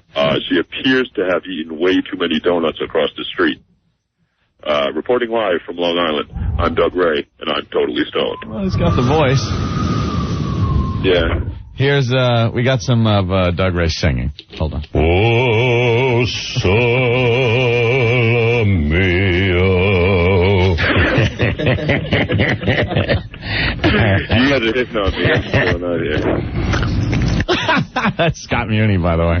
The lip smack at the end is my favorite. Old Scott So tape. Yeah, I'm on my way to the Wiz right now. That stuff's great. All right, but Doug Ray from Bad Ronald, the tour's going well, right? The tour's going good. You know, girls just take their clothes off on tour. Yeah. Virgin. You guys got it going on, my friend. I mean, it's not Virgin. bad. I mean, we suck, but, you know, people haven't found out yet. Yeah. All right. So, we're still pulling the wool over everybody. All right, right on. You know, I'm in counseling. I'm recovering from the penis puppeteers thing. Cool. Hey, say virgin for us, will you? What's that? Just say virgin. Virgin. Virgin. Virgin. Virgin. Opie and Anthony. Virgin. Or is that me or is that somebody else? Coming. It's Scott Muni. Scott Muni, bro. Virgin. Virgin. Oh, that's Muni. All right. Virgin. So we got a show tonight All right. at the Village Pub in Long Island. Oh, you guys are rocking lately, huh? And we've been selling out our shows. I know you have. I'm just busting you. We've been signing, you know, breasts and tushes. Always nice. Well, you got to come in and see us soon, all right? Anytime, man. All right, Doug Ray. We got to fly. All right, you guys take care. All right, Pete. All right, man. Bye. My bad, Ronald. You'll never find another love like mine. Remember, he used to do the Budweiser commercials. He stinks, Lou Rawls. Tired of him, cranky old jizzbag. Two good songs, and he's like this rock and roll legend now. Ugh. Enough with him. What's wrong with the Lou Rawls? Ain't nothing. Go yourself. And the color girl goes, ba-doop, ba-doop. Right. Lou Reed. Lou Reed. Oh, okay. That's my song. Oh, my mistake. No, I like him. I like that one song I like. Enough with him. Lou Rawls and Lou Reed. Maybe we're off to the wrong start. Yeah, Lou Rawls is an classic. ass. Lou Rawls is the black gentleman. Yeah, okay. With the deep voice. All right. He's okay. We must take a break, my friends. Get him to say, Luke, I'm your father, and Simba, avenge my death. Simba. The circle of life, Simba. All right. What do you got there? I was thinking of playing a little song, but I can't find it in time. You can't? So we'll just take a little break ski. All right. We do have some very special guests dropping in today. We're going to break ski now. Break ski. Well, there's radio, there's edgy, there's psychotic, and then there's O&A. The Opie and Anthony Show. You guys are an undisciplined child wielding ultimate power. Anthony Sam Adams. Hey, how you doing? Sam Adams. Sam Adams. Where's our buddy Jim Cook? I don't know. You know something? You're watching the Yankees. How you doing? You're drinking some Sam. What a night. Right? That's right. Sam Adams, great American beer, goes with the great American pastime, baseball. Or whatever the hell you're doing. Want to sit there on the weekend, watch some football, and drink some Sam Adams. You'll love it. Icy cold. Take out that lager out of there. And now they got the Oktoberfest. October. That's good. The Rocktoberfest, Sam Adams. For Rocktober. So if it's Oktoberfest, a lager, whatever, Sam's got a lot of different beers, and they're all great. We love them. We love Sam Adams. They're very good friends of the show. So drink one. Go out and get one. Sam Adams. 1027 WNEW. And we're back with the Opie and Anthony Show. Jane's Addiction. My favorite song, Mountain Song, Anthony. Yeah. And they're playing in Jersey tonight. And they're in the studio right now. Yeah. How cool is this? Pretty friggin' cool. Surprise guest on the Opie and Anthony Show. We have the whole band in studio. Hanging out. What's up, Perry? Yeah. How you doing, Dave man? Navarro's over there. How you doing? Steven and Eric. No, that's Martine. That's Martine. Hey, there we go. There you go. All right. We can get Eric on the phone for you if you like. Oh, who's that? That's Martine Lenoble. Oh, I'm sorry, Mark. Martine. Right on. So this truly is a surprise out there. This is a huge surprise. Yeah, we did this under the radar. It was a little surprise that we put together. Little tricky. Huge fans of Jane's Addiction. We were driving and we were driving past your building and Steve said, "Pull over." I got to do the Mark and Brian show, I said. Awful. The Amos and Andy show. The Amos and Andy. We've gotten that one. Opie and Dopey. We've heard it all. Yeah. We've heard it all. It's been a while. So you guys came up from what, North Carolina, you were saying? No, Yeah. well, they did the Garden last night. Yeah, and then the Garden last night, but... Ben got to go to the show. He said it was unbelievable. We got more Garden in us than North Carolina right now. Yeah. We got a lot more New York in us, definitely, than North Carolina. So I was just wondering about the travel situation. Hey. You take the bus. You take the bus, though, right? All right, Perry's a little happier now. We took care of him. We figured you need a little pick-me-up there, Yes, Perry. thank you for the lap dance. All right. You could have arranged that. We travel Greyhound. So let's get the obvious out of the way. How does it feel to be back in New York? I mean, it's a little strange here with everything that has been going on, the anthrax and the terrorist attacks. Any thoughts, Perry? Dave? It sounds like New York to me. I mean, yeah, really? Doesn't sound much different than the New York I remember. You're not feeling a different energy on the street? You know what, man? Of course I do, but at the same time, I am not gonna slow down from enjoying myself. I don't think it's the New York way. Yeah. I think before this, there was muggers and murderers. You know what I mean? The good old days, right? Well, look, how many cases of anthrax as opposed to how many murders were committed? It's really not any different. Right. If you want to look at it on that level, except for the fact if you'd lost a loved one, okay, and be deeply serious, of course it's different. I'm just trying to keep a good frame of mind and keep peace. You know what I mean? And keep on going. And that's the way I deal with it. Right on. Cool. It doesn't get in your head, though, when you're out. I don't know. I can't. Sometimes you open an envelope or something, and that freaks you out. It used to be just second nature, and now you... Well, I did get a package this morning that I did put calls out to trace it. Really? Yeah, I really did. Yeah, and yeah. it ended up being some really cool belt buckles. So there you go. The mail is a good thing. And who the hell is sniffing white powder these days? Right. Exactly. Screw that crap, man. Yeah, exactly. How you doing, Dave? I'm doing really good, man. Yeah? And in answer to your question, personally, it does feel a little tense out on the streets and a little, I feel very sensitive to the situation that's going on. And the cool thing about us coming last night is that there was a magic that was in the house, that I think we all felt and shared with the audience. And I think it was, a real nice coming together for us and for, the people who came to see us. And we all had a really good time. And like Perry said, it's like we're not going to, avoid, experiencing life and sharing it with people. And that was evident last night. We had a really, really good time. Yeah, the garden was rocking. Everyone had a great time. It was one big, huge party. People want to get out and have some fun, Yeah. Rock again. As they should. Hell yeah. Hey, this is something I've been, keeping inside for about 10 years. Why the hell did you guys ever break up? You guys were one of my faves at the time, man. Oh, thanks. Well, we're playing again, so... I don't know. But Honestly, there's like a 10-year gap in there that I'm not going to get back. To be honest with you, I don't know if we ever really did. I mean, Yeah. I think that we went and did other things. And the cool thing that I have found is that when we got together as Jane's Addiction, the four of us came from completely different musical backgrounds. And then we kind of brought those influences together and became what we were. Whereas now that there's been this 10-year lapse, as you pointed out, we're able to have our own life experiences, our own musical influences, and yet bring those back together again for a freshness that we had back in, the early days. So it's almost like we still are maintaining a freshness that we had when the original magic happened, I think. So you're not fighting at all. You're probably just having a ball, huh, Steven? Oh, no, we're completely at each other's throats. Yeah, right. It's been a living hell out here. But, yeah, we do love each other very much. And this is actually the best it's been, ever. Yeah. And I think the potential's still even ahead. Better potential's ahead of us. Mm-hmm. I got to ask the obvious. I mean, maybe an album, any of that talk going around? I think maybe's a good word. Perry, would you like to do another album with these guys? Yeah. Yeah? Yeah. Cool. I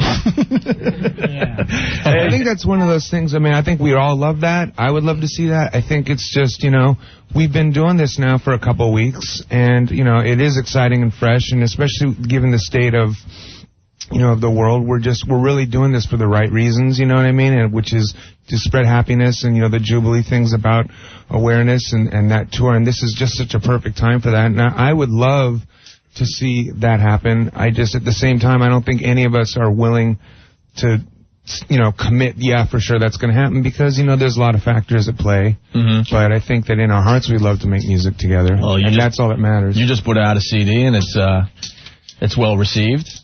Thank you. Someone has a question here. Yakov, what's up? Yeah, Jane's Addiction. Why are you guys so depressing? Wake up, scumbags, maggots, motherfucker. Jesus. They're just mellow. They had a huge show last night at the Garden. They're playing Jersey tonight. We're not depressed. We're tired. Yeah, they're beat. They probably slept 2 hours so far. Anyway, I saw your movie, Jerky Boy, and it sucked. I mean, that's just proof that New York in its essence is still the same. So. There you go. Yeah, everybody was cool to each other. But for wait, like a week. I'm curious as to what show he's listening to, because we're sitting here talking about how happy we are and how, we're looking forward to the future and like the Jubilee and like I guess unity. He wants you and yelling or something about it. Yeah, Perry's got the white wine in front of him. You're happy, right, Perry? Life's good, right? Oh, yeah. You're gonna come up with any more festivals for us, hopefully? I'm thinking about it, yeah. You want to hear about them? They're kind of depressing. Hell yeah. Okay. Are they depressing? We talked to you a few years back in Boston, and you had this great idea for a festival where people would camp out all night, and it never really got off. And something had to do with some kind of UFO thing. There were UFOs involved, right? Yeah. Well, no, what I did was I was putting out signals into space. Right. Using just alchemical it's kind of a crossover into musical theories, and playing out these sounds that were actually they were compounds, like mineral compounds, just to see if I'd get any response back. Get a response back? Like what would you send we these know out musically with? what you're singing musically the symbols of garnet or onyx, you know what I mean? That is so far out there. I cannot even. Like, I'm just thinking Close Encounters. Boop, boop, boop. But this was legit. But this is. So what would you use? No, I'm trying to figure out. This was no movie. What would you use? No, but we can't just sit here and nod and say, yeah. What would you use? Probably like I would make say, the sound. Well, for example, you use can the VLA. No, you can use a keyboard. Right. What you can do is you can find mineral compounds, like the equations for mineral compounds, and you can equate that with a musical composition. Yeah. You can break it down and translate that into music. You know what I mean? Using a Hebrew alphabet, you can do it. Holy Jesus. So then we would what made you think of this? Because I thought, like, if you want to talk to UFO, it's an immaculate language. They don't have to know Latin or anything like that. This is immaculate. It's got to be a basic thing. This is a scientific, but using math. I mean, using science, but breaking it down and translating it into musical formula. This is amazing. So I thought that if anybody was a UFO, they'd be smart enough to figure it out. Why is Steven and they would shoot back the sound. You were there. You were at the party. You were at the party. That's why I'm smiling. And I think we worked out over dinner. And some aliens definitely showed up at the party, right? I guess. You never got anything back, though. It had nothing to do with the weed, right? Oh, God. Steven? No, that was a great night, actually. Or was that a week? Hold on, it was a weeknight. I got it. A week. Wow. But that whole festival didn't really take off because you needed like the venues to stay open all night and stuff. I remember at the time. It's like this. No one would really work with you. I know you'd like to have a blonde with big boobs and long legs, but sometimes her legs aren't so long. What I'm trying to say is, so we couldn't stay open all night, but we did get the alien compounds out there. We got some great music. We had a communal meal. Should I say more? What else do you want to know? No, it's have they written you back? The aliens?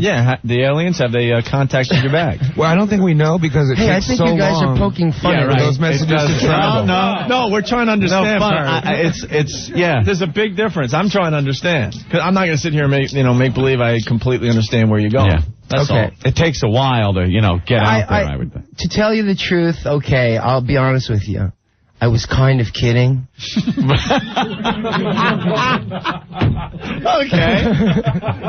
I can deal with that. Because, to a lot of people, you come across and I was kind of bored. Were you? You I come actually across did as do somebody this. who's so, smart, but in actuality, I am ditzy. Yeah, that's... Where are you going here? Definitely smart, but somewhere where you're like, wow, I cannot relate with someone like this on any level whatsoever. Look, I'll break it down for you. If I were to try to put out, let's just say I was being ditzy, and I wanted to put out a signal out into space, I know where there is it's science. It's like breaking down equations. Kabbalah with the Hebrew alphabet, you can go across the board and understand things like emotions. I could be explaining to you emotions using Hebrew alphabet, exact emotion. I could also take that principle and assign it to mathematics or music, so and I create musical theory for you with it. So it would be like universal, so somebody would be able to pick this up and understand what you're trying to convey, even though they don't know it. It's universal language. Okay. You don't look at it as Hebrew. Look at it as a universal language. An eerie universal language. Okay. Ready to jump out at you. Did you find that from under your bed? I found them to be very, very forgiving and horny. You weren't anally probed, were you? Was I? No, that's what they do when they come I have been. Should I talk about it? But not by an alien. No. Well, she said she wasn't an alien, but I didn't believe her. Wow. That's something. Hey. Because she knew all the formulas for onyx, amethyst, we can all relate to the music, though. But they were alien objects.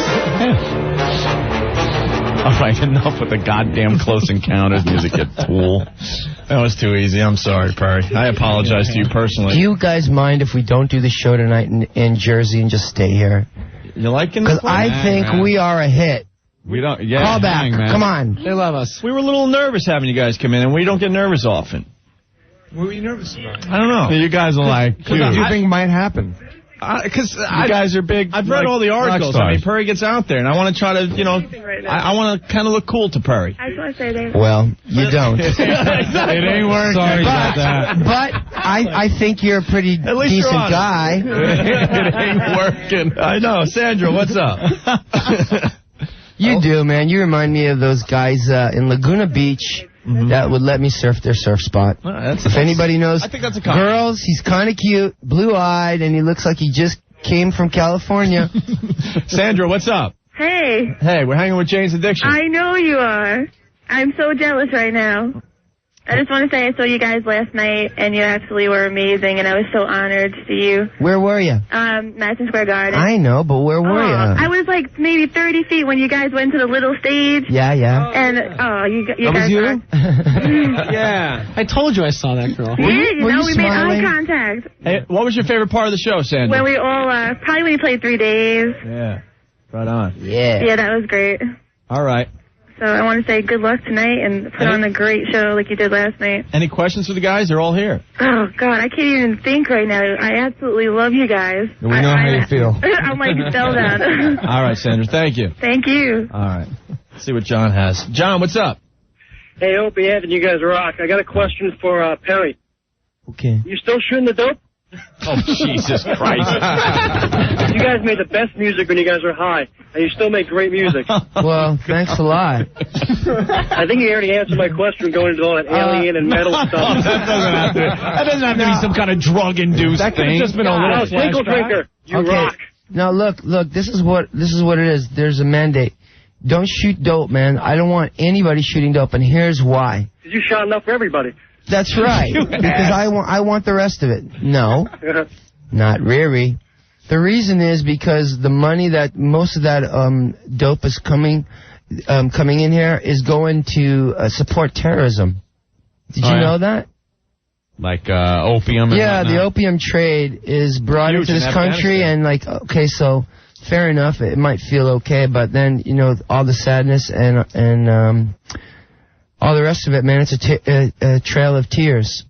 So to support my brothers, I say, you know what? I got my spliff, and I've got my Red Bull and vodka, quality vodka. We bought you guys some And Red when Bull. they really care about me, vodka? they get me a good bottle of wine. Oh! And you know, all right, who picked that wine? I told you. I didn't say anything. What are you guys coming to here? Now, I'm just trying to let you know something about wines, but you sent somebody else. No, man, let me just All get we to my did point. was we threw as much money in a pan as possible and said, get a good bottle of white wine. I am half teasing you. No, you're not. Which means don't believe it. All I'm trying to say is, man, there's a lot of ways to enjoy. Put it this way: if you cannot have a good time with a little glass of wine, some girls, and some good music, then I am sorry, man. I can't help you. You got to go to somebody else's party. Yeah. And all the other stuff was, in a way, trying to block the fact that a lot of the parties sucked. And also, you know, there's a lot of good reasons not to use it now. So, I don't know, you do your thing, but for me, you know, I'm over it. You just stopped. Yeah. Wow, that's pretty good. Did you have man. any help, or you just said, screw this? Well, I don't need help. I got a good life. Cool. I don't need it. That's cool. Steven, you're awfully quiet over there. You want to add anything to this mess? Yeah, I'm happy my friends are off drugs. Thank you, Steve. It makes your life a lot easier, right? I love these guys so much. Yeah, okay. Let's go to Liz. Liz, what's up? Hi. Hi. I just want to tell you guys that I love you. I've been listening to you for like forever. I went to you at Loser when you played at Waterloo. You got the splicer on, don't you? Yeah, Liz, try again. Your phone was crapping out there. Okay, here, wait, I'm pulling over. Can you hear me better? Yeah, we can hear you. Okay, I've been loving you guys for forever. So you first saw Palooza at Waterloo and like Soul Kissed and all that ass back then. Old school. And She's an alien. I am an alien. Did you understand me? Basically, see, we're speaking the language of love. She went to the first Lollapalooza, loved it. Yeah. Yeah. In your opinion, Perry, what happened with Lollapalooza? Got too commercial? Well, it's just the way things go, man. Sometimes everything comes together and it bakes a pie, you know, and then sometimes it's just not the right ingredients or you're out of ingredients. And your latest idea? My latest idea? Here it is, man. Well, here we are.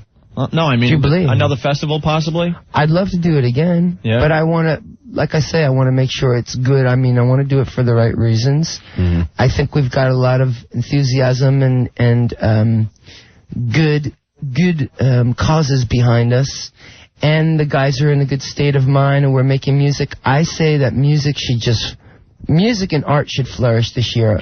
Whether I'm exactly attached to it or whether I'm spectating it, I think that the part of the solution that we're missing here is there's a lot of voices that are being heard. You know, you've got extreme people being heard, you've got politicians being heard, you've got big companies being heard, and then we get our asses bombed.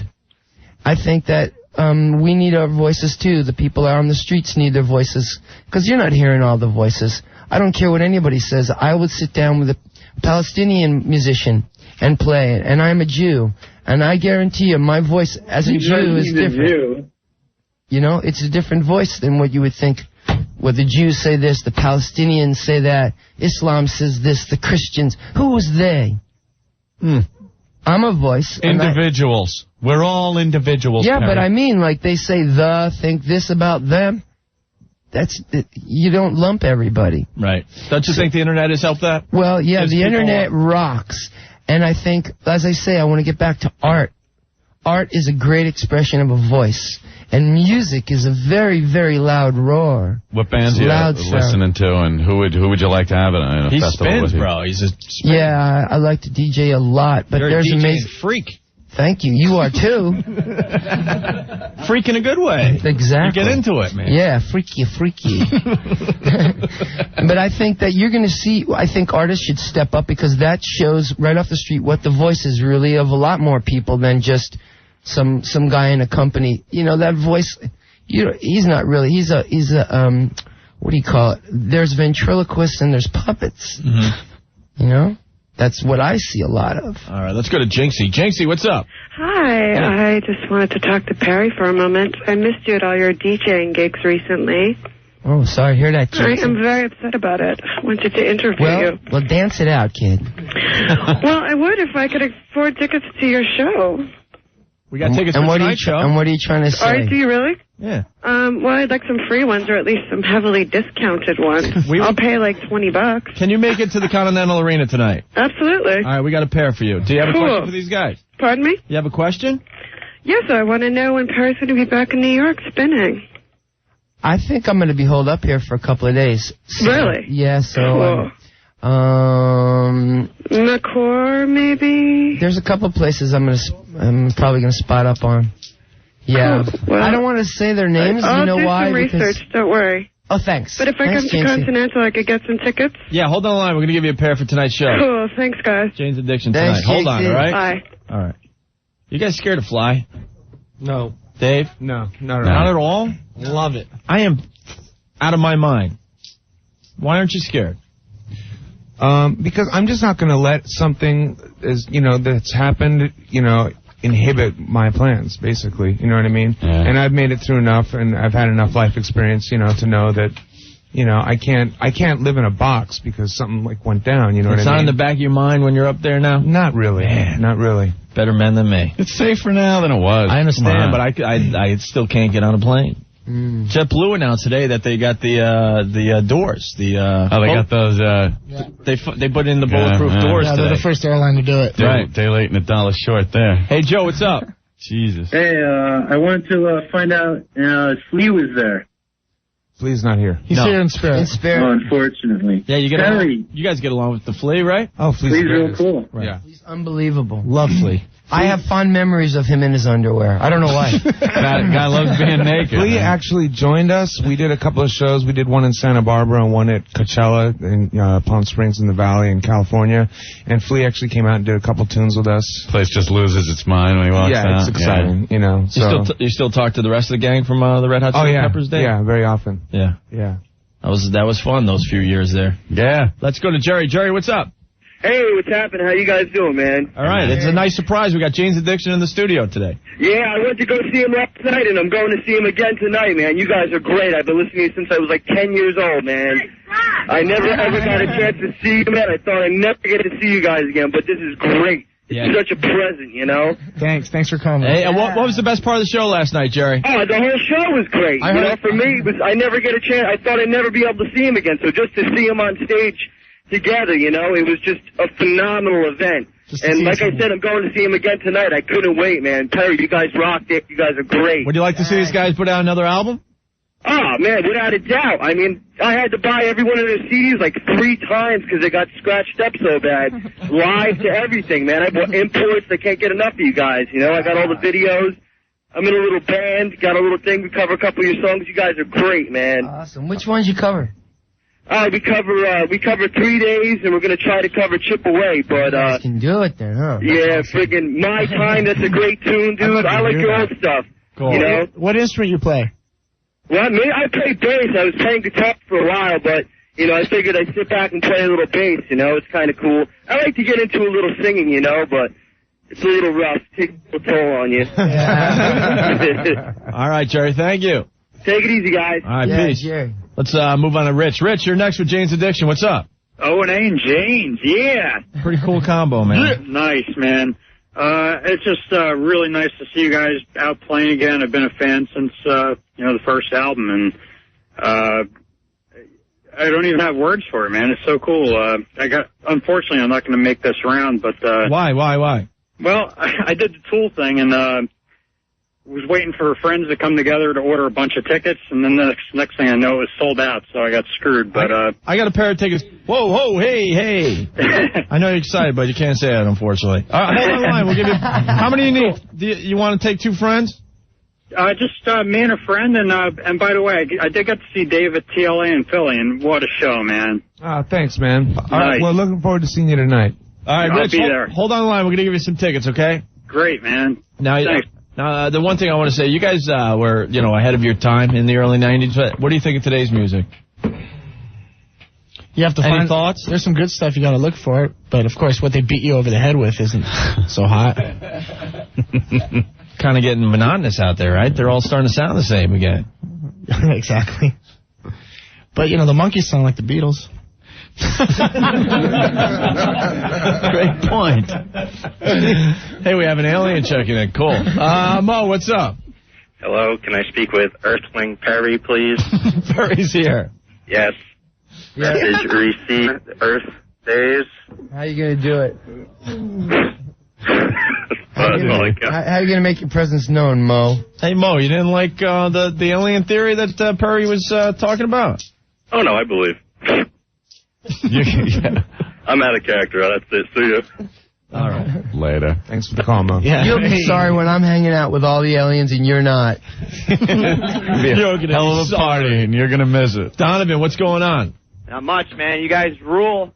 Cool. Thank you. Jane's Addiction, man. You guys turned me on to music back when I was a teenager. I got in so much trouble to see your last concert in Minneapolis before Lollapalooza when you guys broke up shortly after that. Mm-hmm. It was the best concert I've ever seen in my life. You guys are awesome.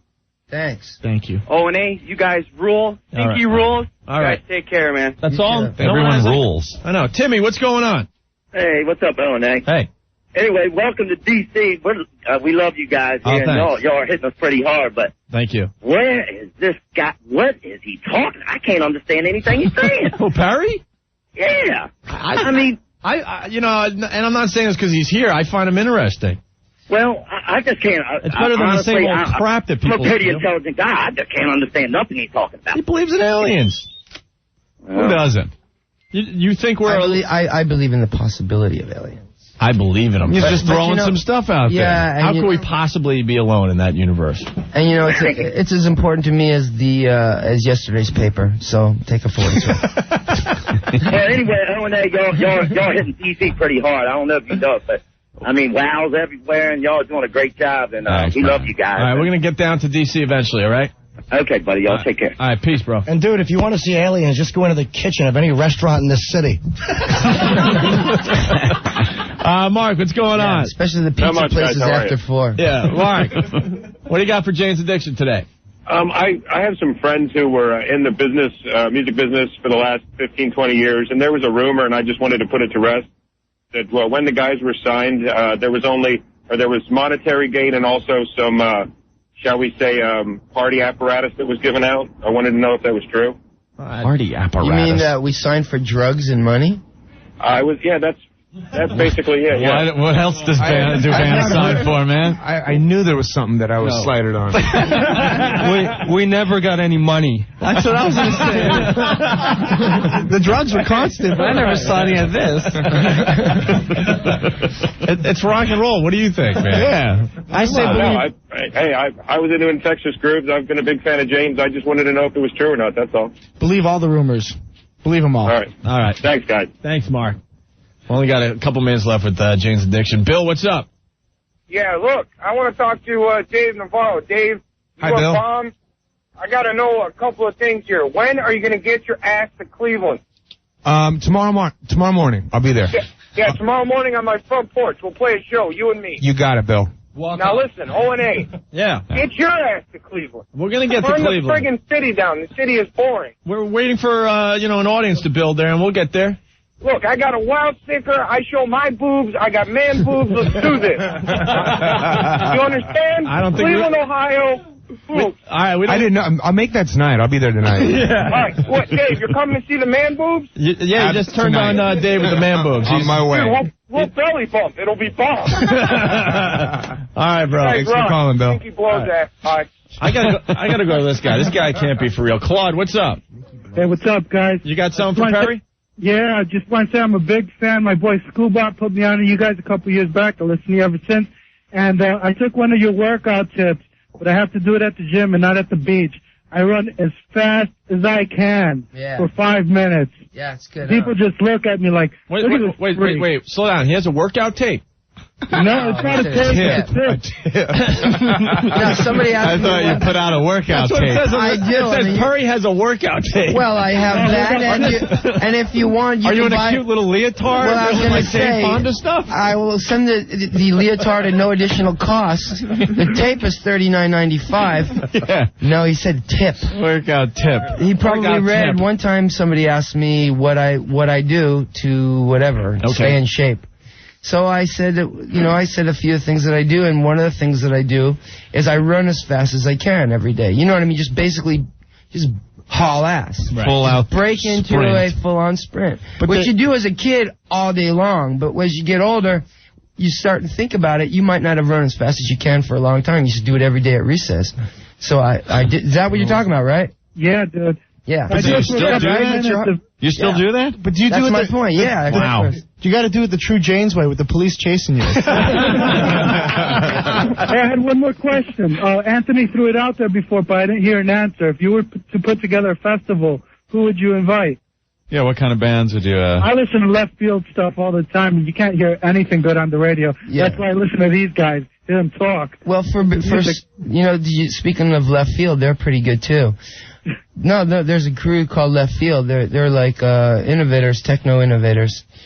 Well, it's more like I would look at it more like I would change the size and the shape of the thing, and I would not have quite as many live acts, maybe quite a few live acts, and then I would go more into the electronic, and then I would bring in a lot more of the world beat, the offbeat, kind of Gypsy King / Femi Kuti kind of thing, and keep the parties a little smaller, and make sure that there's a lot more women.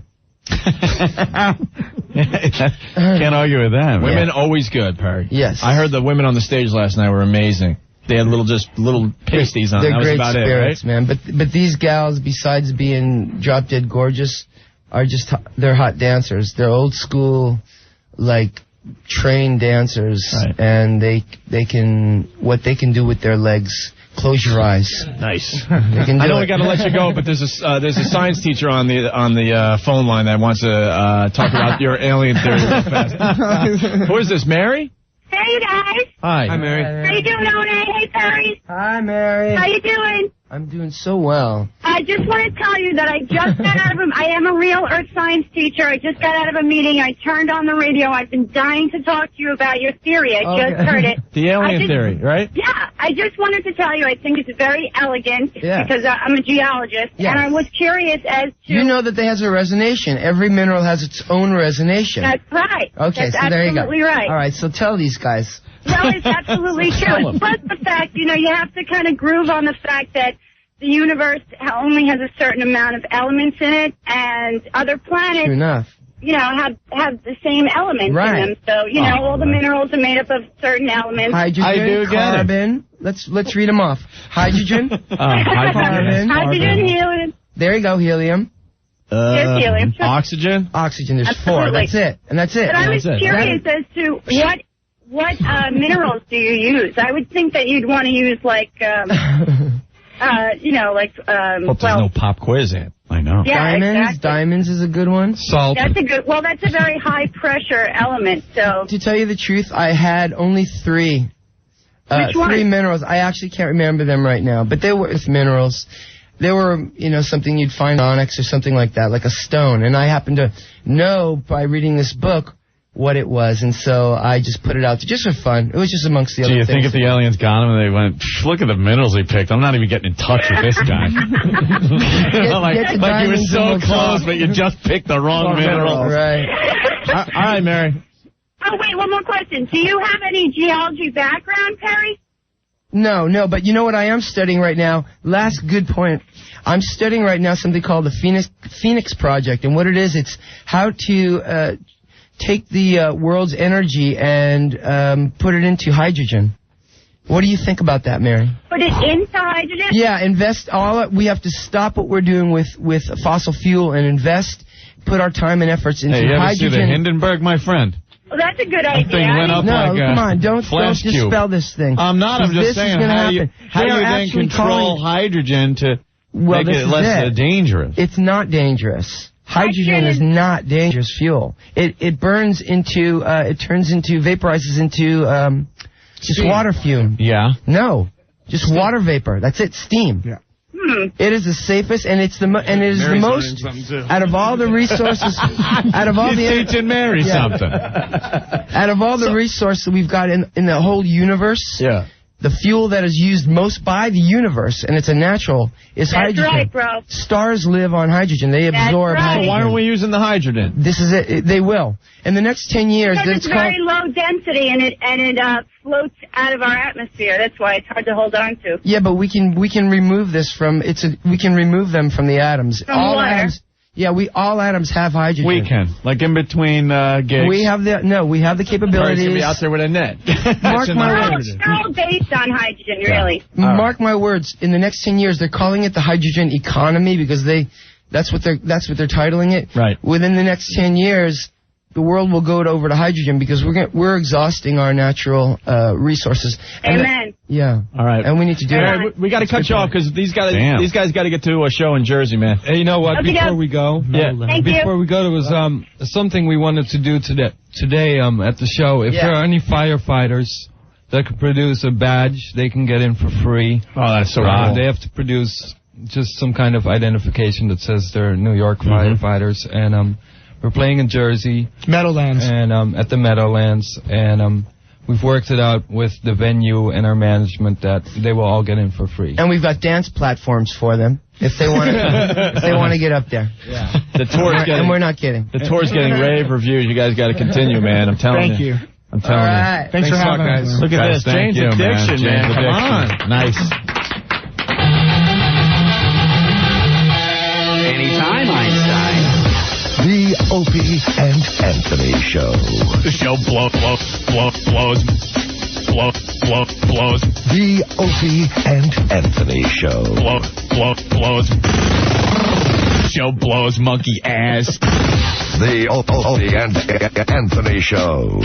1027 WNEW. We are Sports Guys Blaine and Craig. Mornings, Ron and Mike. Midday, Opie and Anthony. Afternoon, Ron and Fez at night. We are 1027 WNEW. Anthony, O2Go. What? I couldn't think of a better product to do a spot for right now. Water without hydrogen. Oxygen. What an important gas oxygen is, Opie. O2Go has more oxygen in it. That's right. Is there hydrogen in water, Ant? Sure. There's some hydrogen. A little bit. H2O. Okay. So the H is hydrogen. H is hydrogen and not helium. Right. Okay. Exactly. It's, so if you drink this water, your voice won't get high. Hydrogen oxide. Well, no. You might get a little high because it has a little more oxygen in it. Oxygen. So, yeah, it'll... But your voice will not get high because the H is not helium. It's hydrogen. Right. Hydrogen and oxygen. We're still talking about O2Go, right? O2Go. It's great. Sure. It's a perk me up without the caffeine. Is this O2Go blue? It comes in a blue bottle. But original blue bottle. Is water blue? No, it is crystal clear. Okay. Distilled water. Gotcha. With extra oxygen. Get it where you get water. It's O2Go. Hey, Anthony, it's Double D's. It's a gentleman's club, right? Take the entertainment from the average gentleman's club and double it. That's Double D's. Located in Morristown, Double D's is the eighth wonder of the gentleman's entertainment world. They have 2 Double D rooms. Lisa Orban. A New York style with a runway stage, club seating, and VIP champagne lounge. Or a Jersey style club with 20-foot ceilings and state-of-the-art sound and lighting system. At Double D's, from steaks to crab cakes, the food's as tasty as the women. Yes, Double D's is the bachelor party brilliant capital. From Lisa. With their own private limousine service. Call them up, 973-326-9554. 973-326-9554. This Wednesday, meet the Double D's 2002 Calendar Beauties from 7 till closing. See them for yourself at doubled's-morristown.com. doubled's-morristown.com. There you go. Located in Morristown, New Jersey, right off Route 287. Minutes from routes 80, 24, and 280. It's Double D's, the eighth wonder of the men's entertainment world. 1027 WNEW. I'm Dave. I'm Terry. Steven. And we're Jane's Addiction. This is Jane's Addiction. You're listening to Opie and Anthony. You're listening to Opie and Anthony and Opie. And you are listening. That's right. And we're back with the Opie and Anthony show. How cool was that? Wow, that was, that's an experience, and it's right there. Yeah, if you're just tuning in, we just had Jane's Addiction in the studio. We couldn't promote it because there's forces out there like the aliens that squash everything we try to do. forces. Shh, don't mention it, they'll hear you. Landrew will hear you. Sucks that we can't pre-promote anything on our show, but that's the way it's got to be, I guess, Anthony. Yeah. Because people in our own company don't know how to play fair. Know what's weird, though? Yeah. We got 2 program directors today breaking stuff in their offices. Breaking stuff? One in Boston and one in New York. Right down the road. Look at that. Oh, my God. Know what I learned today? I can live to... A lot. I can live to be 100, and I will never, ever be as cool as those effing guys that were just in the studio. Well, you know... I like to think I'm hip. I like to think I'm out there a little bit. Yeah. Those guys. Now that's out there. Rock. Perry is I want to start doing drugs again. I want to Yeah, maybe that's it. I don't know. You know, if I ever went to a party, like he'd be the guy that everyone's hanging around and he could just be talking about, hey, hydrogen, whatever. And people like hanging with him and stuff. Everyone's, you know, having fun with their drugs and everything and listening to him. And I'd just be like, I don't know what to say. You just sit there and listen. That's all. I got to try that, though, at a party. Know what's weird? I got to just talk. I'll probably just get thrown out like a nut, though. He can pull it off. Know what's weird? And if they are listening right now as they go to Jersey for the show tonight, did we give out all the tickets? I hope so. Because I think we gave out all the tickets for the show tonight? Yeah. All right, cool. And this is a compliment if Perry's listening right now. If Perry was on the subway sitting next to you and you didn't know it was Perry, and he was talking like he did in the studio, you would get up and go to another subway car. Right, you would. He'd be like that guy that's talking. You go, uh-oh. I got to get another seat. Any other place, that guy would be homeless. You know what? I got to start... like a little kooky. I got to start paying more attention to the homeless people out there. Maybe they're rock stars sitting in those seats. I think they're onto something, man. Ziggy is a genius. We just don't know it. That hydrogen thing. I was like, what? It's hydrogen, but it's escaping the atmosphere, so we have to, do we have to farm it? Because hydrogen's not dangerous, but then, you know, for burning as far as exhaust goes, but I saw that Hindenburg thing. That was full of hydrogen. That looked dangerous to me. It blew up like crazy. Hydrogen, very, very flammable. And I know they're listening right now going, ha, you're just mere mortals. Silly you, if you infuse it with a... Right. Oh, okay. Harry could not have found bigger retards to try to explain this. I know. Just watching you guys struggle with just the elements. There are elements? Elephants. Elephants. And he thought we were making fun of him. I was completely enthralled, fascinated. I could sit here and listen to him all day. All day. Anthony I just from had Jersey. this visual that in between gigs, like Ann said, that Perry Farrell is in like a spacesuit trying to farm like hydrogen because it's escaping from our atmosphere. They were cool guys, though. They rocked. They this were really guy, nice. Anthony, says that spending $3,000 in 2 years of college on his master's degree was meaningless because everyone knows that there are 3 elements. Helium, hydrogen, and oxygen. You don't see me trying to play guitar or work a radio transmission. And then we asked those guys if they're afraid to fly, and Jeff writes, there's so many hilarious instant feedbacks coming in. Jeff writes, of course Perry isn't afraid to fly. He's flying right now. See, that's the whole thing, though, that image and the way you talk, if you're a rock star like that I just don't get. And whenever you're backstage at a show... And you're getting like that? How close were you listening? Half the stuff Perry said was based on fact. Well, fine. The whole mineral thing. That was based on fact. The fact that, minerals have certain signatures that can be translated and stuff. Fine. But then he's sending those out to aliens? Hello? Why not? You know, scientists that's not as crazy as you think. Scientists sent out a gold record many years ago. With a record player. Did they send a record player? Yeah, there was a way to play it. Well, that would be silly, sending out a record without a record player. Hello in X amount of languages in case aliens ever found it. And there was a drawing of a man and a woman and where we positioned in the universe and the solar system. So right now, some aliens enjoying ABBA. No, they're not, because I think in one of the Star Trek movies, a Klingon used it for target practice. Blew it up. Thank you. That's the kind of image, though, that dude. Tell me you wouldn't want to just tell me you wouldn't want to get high with those guys. They would freak you out so bad. Yeah, man. but I couldn't keep up. By the end of the night, you'd be in a corner crying for your mommy. I couldn't. Because they would come up with crap that'd be like, cut it out, stop. Like, I couldn't picture those guys in the studio. Huh? I couldn't picture them in the studio. Like, I've been in bands and I've worked with some musicians and being in the studio, and I just imagine asking Perry something and just, something coming out that is this having to do with our recording session? And Stephen was giggling behind Perry. Oh, I know. And I was like, a couple of those guys. Thank God there's one guy I can relate to, man. I see Dave just going like, yeah, man, Perry's cool, man, right. But a couple of them guys are just like, all right, man, look. All right, Perry's going off again. That was so cool, though, having him in. That was fun. Hey, Bill, what's up?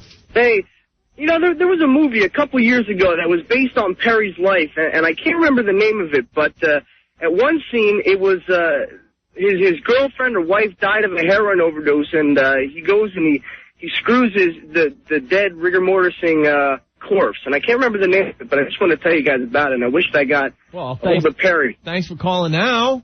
Well, you know, I was trying to get the whole time, because, you know, the guys are one of my favorite bands, but wished I got to before. All right.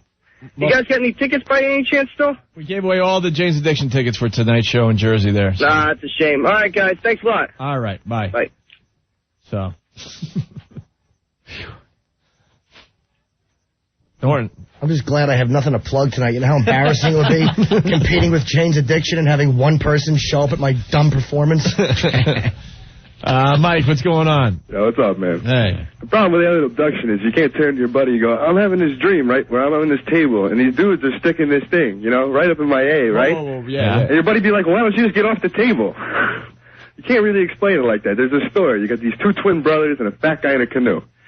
And the two twin brothers are having the same dream. Did you get a contact buzz from this radio show today? Hold on now. So the twins would talk to each other where you can't tell that to your friends. But the twin brothers were talking about it, so they went on hypnosis, right? I am so out of the... He just started right when we picked up, this guy just started. Look, man, we just had fun for the last hour, but we're bringing the show back to earth. Well, nah, man. No, seriously, one of the recurring things is missing time, and they couldn't figure out why the fire was out. They put the fire in, right? They got in the canoe, and the next thing you know, the fire is out. Mike, it's time for a re-entry. Well, I'm going to make a joke. I'm going to make a joke, though. You got to listen, all right? I actually, this is true. I had an experience where there was, like, big guys putting things in my A, and yeah. I woke up with a rod.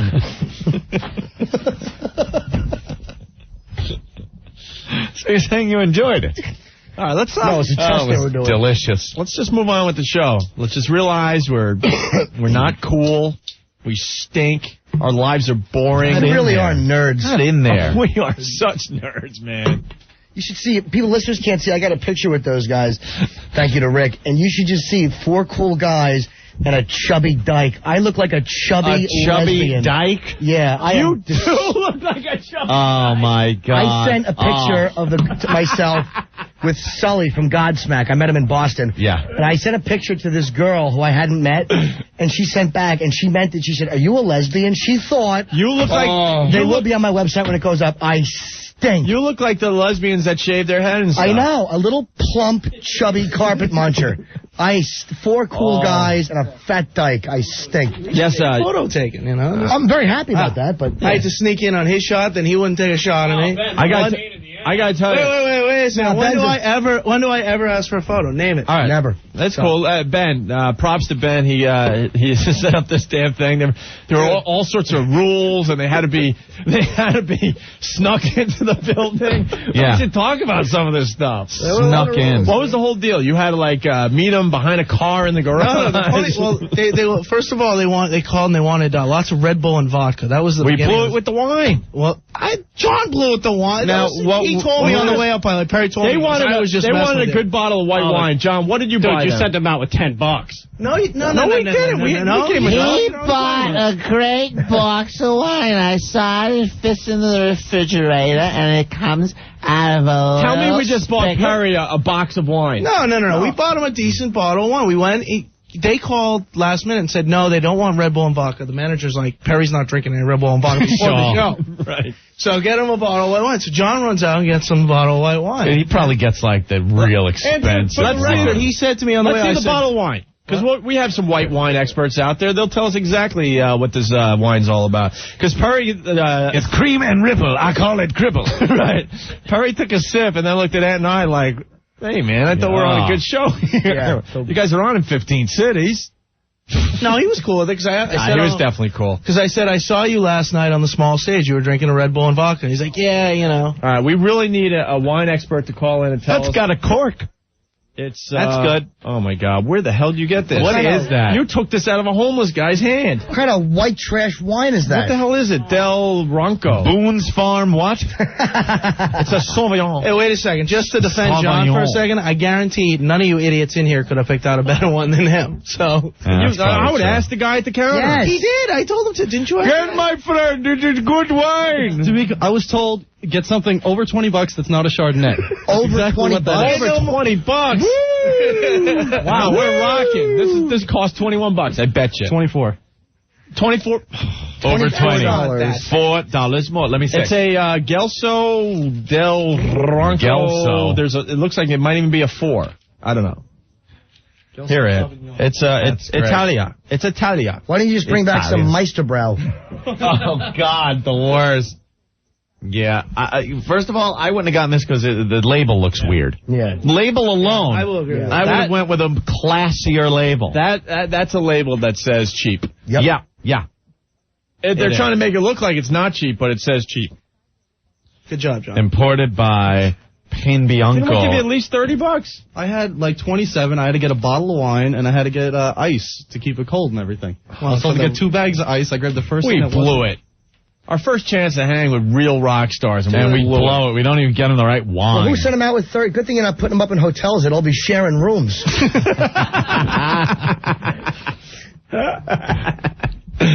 Nice comeback. Callback, I should say. Joe, what's up? Hey, guys. Hey. Listening to Perry's psychobabble, I kind of understood it, but I came to the conclusion Perry is the Socrates of rock. Socrates. Yay, Socrates. All right. Yeah, I see this as being cheap. Well, has anyone called in about the wine yet? Kevin, what's up? Hey, what's happening, guys? Hey. Well, you should have gotten him the box of wine. Yeah, box of wine? But actually, the reason I was calling, I would have loved to heard Perry Farrell sit down and have a conversation with Mike Tyson. Hydrogen. QLPYZ. All right, Kevin. Take it easy. Bye. Phones have exploded. Ronco del Gelso. It's Ronco. Ronco is Popeil's pocket fisherman. Ronco? Remember Ronco? Yeah, that old TV. Eric, what's up? Ronco. Hey, guys. Ron Popeil. I wanted to warn you when these guys were in, just lock the doors and call the cops. Why? These guys sounded so weird. They sounded just like the intern. You remember the guy with the accident with the fake eye? Yeah. Oh, my God. A little, they're, you know. Didn't you get that feeling when you were sitting with them? No, I mean, you knew who they were. Yeah, you know, I look forward to reading about those guys. Dave Navarro does great interviews. Yeah. There was one recently in Spinner or something that was unbelievable. Perry Farrell, every time he's in Rolling Stone or something, I can't get enough. Rock stars are all a little bit off. Yeah, those guys are just wired. It just sounded weird. All right. All right, guys. All right, this guy knows about wine, hopefully. Hassan. Yo. What's up? Not a whole heck of a lot. Hassan. How do you know about wine, first of all? My wife, ex-wife-to-be, whatever the heck you want to call her, is from Germany, and the whole family has, I don't know how many 100 acres of grape fields. They're all vintners. All right. How pathetic was the wine we just gave Perry? Well, I can't tell. The most expensive wine around is an ice wine, and that stuff goes for like a 0.35-liter bottle for about $35, but it tastes like sugar water to some people. So it's up to taste. Some people like dry, some people like sweet. All right, slow down. I just want to know about this Gelso. Yeah, we just want to know about the wine that Perry was drinking. That's it. What was it? It is Ronco. Ronco del Gelso. Or Gelso del Ronco. No, it says Ronco del Gelso. The label, how can you tell? Is that a Chateau ready either way. Was it aged on the truck? It is Sauvignon, dry white wine, 1998. All right, Hassan, I got another expert on the line. I got to go to Randall. We got to get to the bottom of this. Randall, what's up? How are you, gentlemen? How do you know about wine? The wine that you have is basically the grapes that fall on the floor and rot, and they squeeze it out later to drink. If you want to impress somebody, a nice bottle of Caymus White. Yeah. Or a bottle of Opus Merlot. How much? Opus Merlot will run you about $250. Caymus White about $85. Yeah, exactly. See, there you go. We should have been spending. If you get a Caymus White, you'd enjoy it. But do you know this wine in particular, Randall? No, I never tried it, but I would know it if it was anything. See, what scares me, it was $24, Ant, and we're talking New York City prices. Yeah, bodega So it's prices. probably a $14 bottle of wine. Well, you know how you knew he was going to blow it? Because on the back of his shirt, John has Irish pubs of Ireland, that you don't send a hillbilly in an Irish pubs T-shirt to buy fine wine for a rock star. You don't do that. Go to a nice steakhouse, buy yourself a bottle of Opus One, enjoy it, let it breathe a little bit for 15, 20 minutes. You'll have a great night. All right, Randall. Have a great day. Another indication that the wine just flat out stunk. He left it behind, man. He left it. No, he didn't. That was in the fridge. He didn't. There's barely any taken out of it. It just... He had a few sips to be polite. If he liked the wine, it would have been, hey, can I have some more? I'll take that with me. Something. But, it's... whatever. Used it to rinse you can travel 3 million light years, but you can't put a fat guy in a canoe. That's what the twins saw, so don't feel too safe. Thank you. Or you should feel safer. He had to get his Joe had to call punchline back. into his bad joke. All right. Jay, last call on the wine. I gotta say, most of these guys are idiots, man. The first thing you need is a Grand Cru, which means the best press out of white wine. All right. And the best wine you need is a white Burgundy. If he's wanting some light. All right, and Jay. I'm sorry. Help us out. All right. We don't want to talk about wines. It's going to bore people. Right. We just want to know how cheap the wine was that we got. No one even has heard of this wine. Well, my family's all from Scotland, and it could be like Buckfast wine, which is cheap ass, what is that? What's the wines? A simple question. It's going to take us 20 minutes to get the answer. I just need a liquor store guy to go, it's the rack crap. Maybe garbage. Can we talk more about this? I'd like to get Mario Cantone on my lap and discuss wine. Diana, what's up? Diana. Oh, hey guys. Let's change the subject. How are you today? All right. How are you? Good. James was cool. Yeah, we had fun with them. That's the best show so far from your Philly syndicate. All right. Coming down to Philly tomorrow. I want to know if I can come to the studio and wow you guys with my beautiful pierced nipples. Nice. Wow, tomorrow? Yeah. Hell yeah. You know where WISP is? Yeah, I just want to know if I can get to the studio. Of course you can. All right. We'll see you down there, okay? That's okay. Sticky rolls. Stinky rolls. All right. Stinky rolls. Most certainly does not. All right, we got to regroup because we're just stinking now.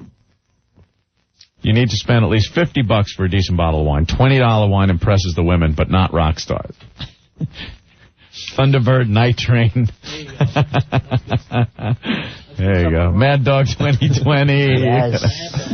And someone's yelling at me because I'm pronouncing the name of the wine wrong. I'm sorry. Bill, what's up?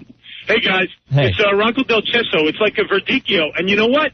He's wrong. It's a nice bottle. You sure? It's a nice bottle. Hey, it's a nice bottle, okay? How you doing? How you doing? How you doing? We needed your guys' help. And it won't even help. And it's not a nice bottle. It's a batch of pig seed.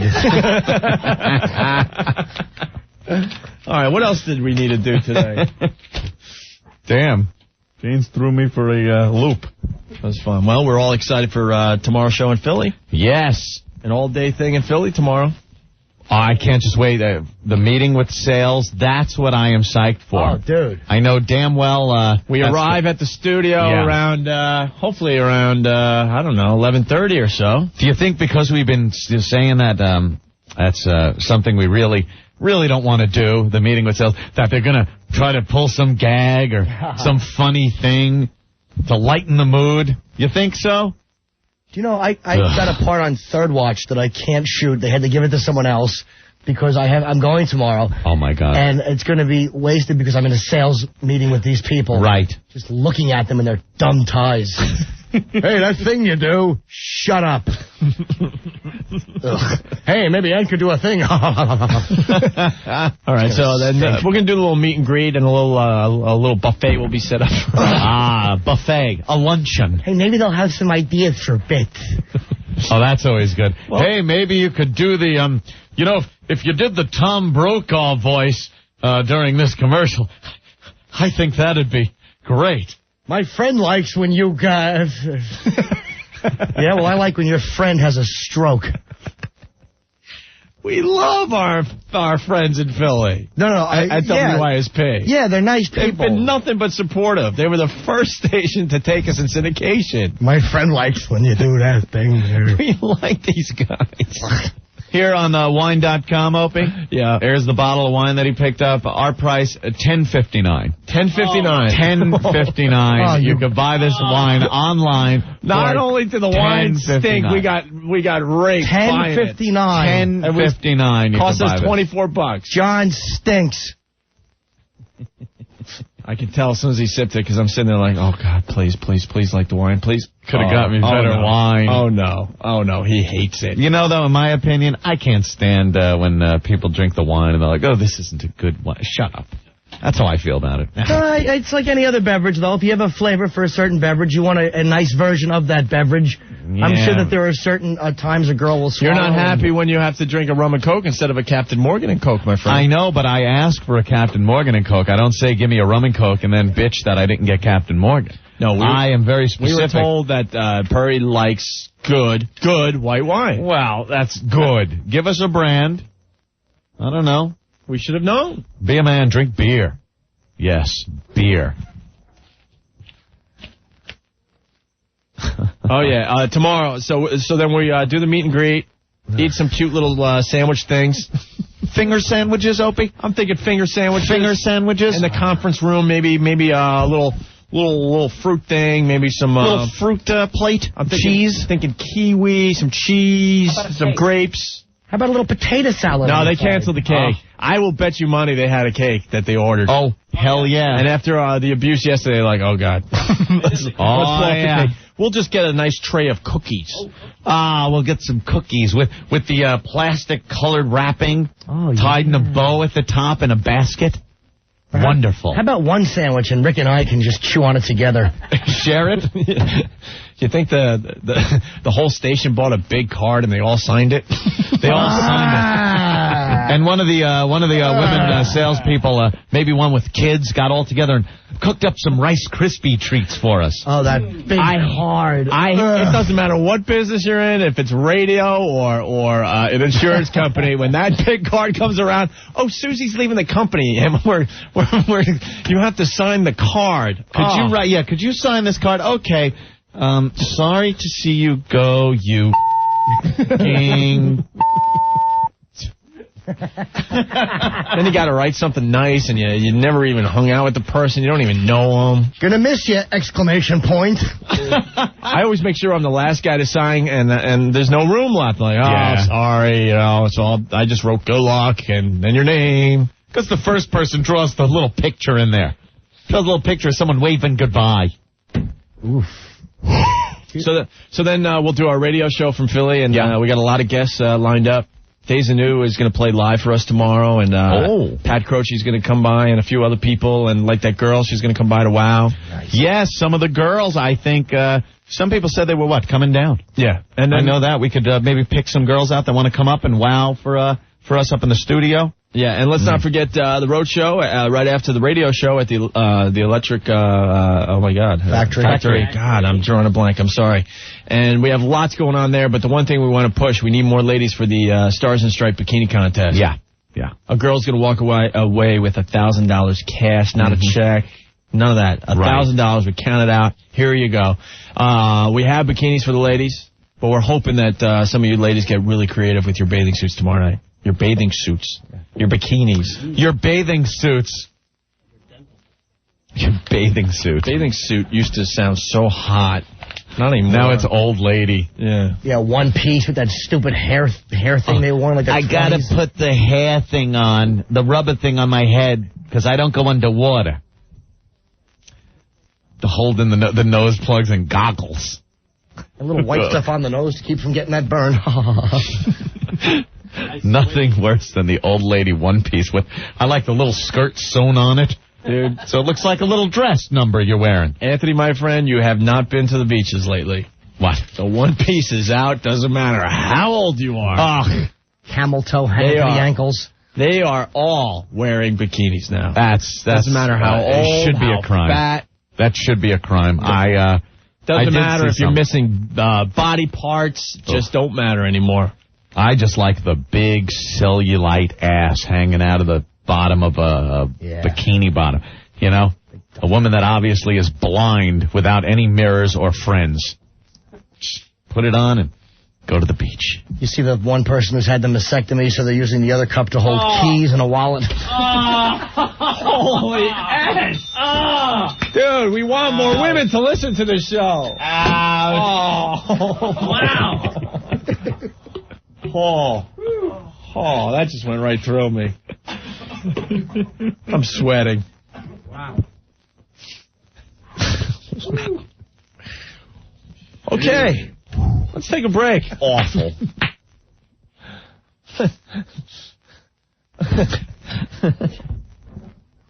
Hey, what's the Super Fresh thing? Is it short?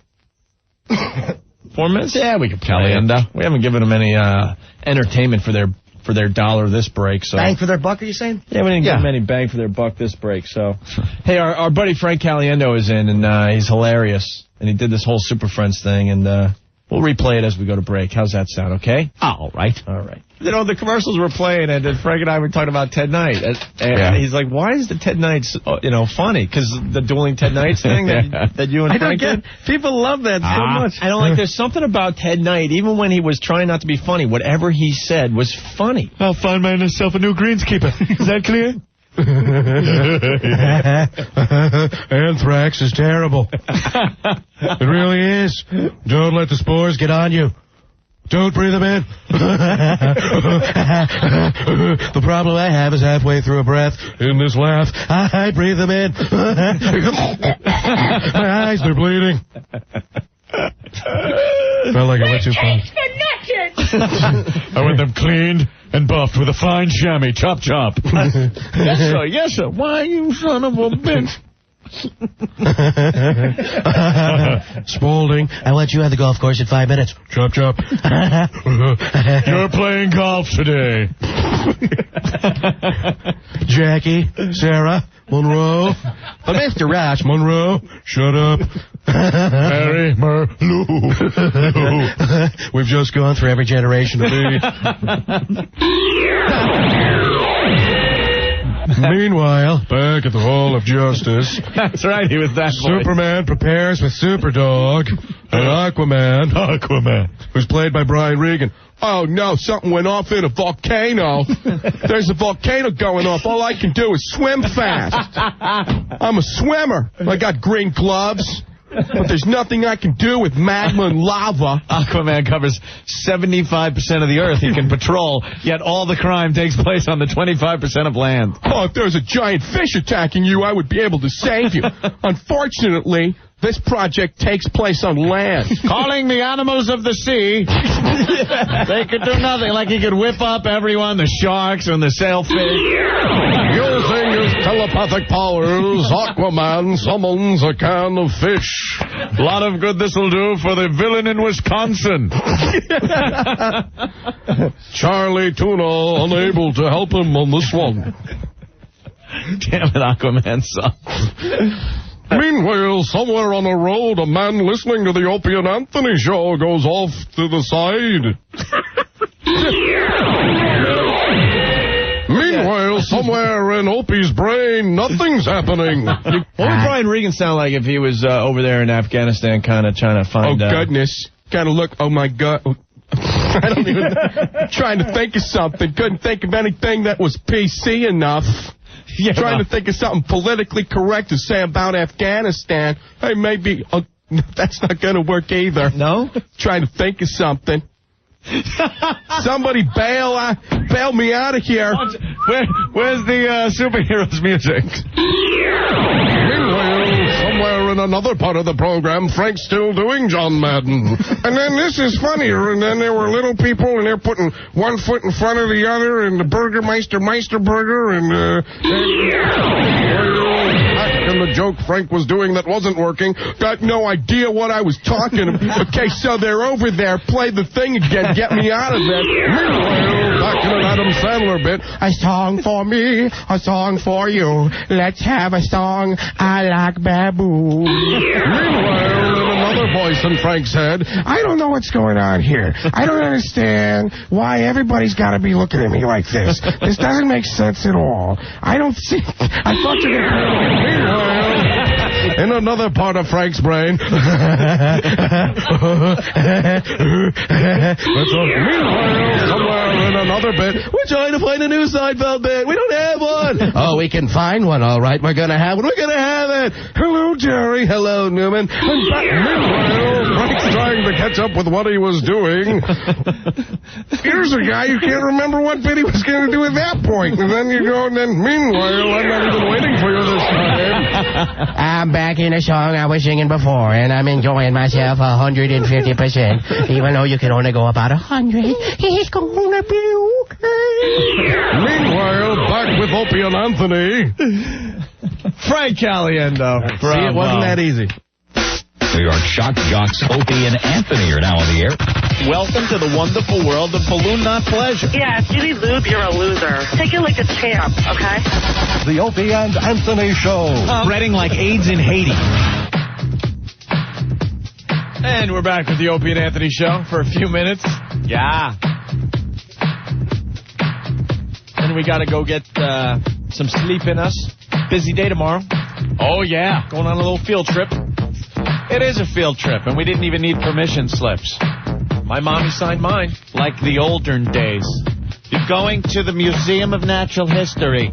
Get your permission slip signed and bring your bag lunch. I can't wait to see Tim Sabian's office. Yeah, we're going to have to see that. The program director of WISP in Philly. What do you think it is? The fun, hip guy office, or is it the stuffy Ken Stevens-like office that we have here?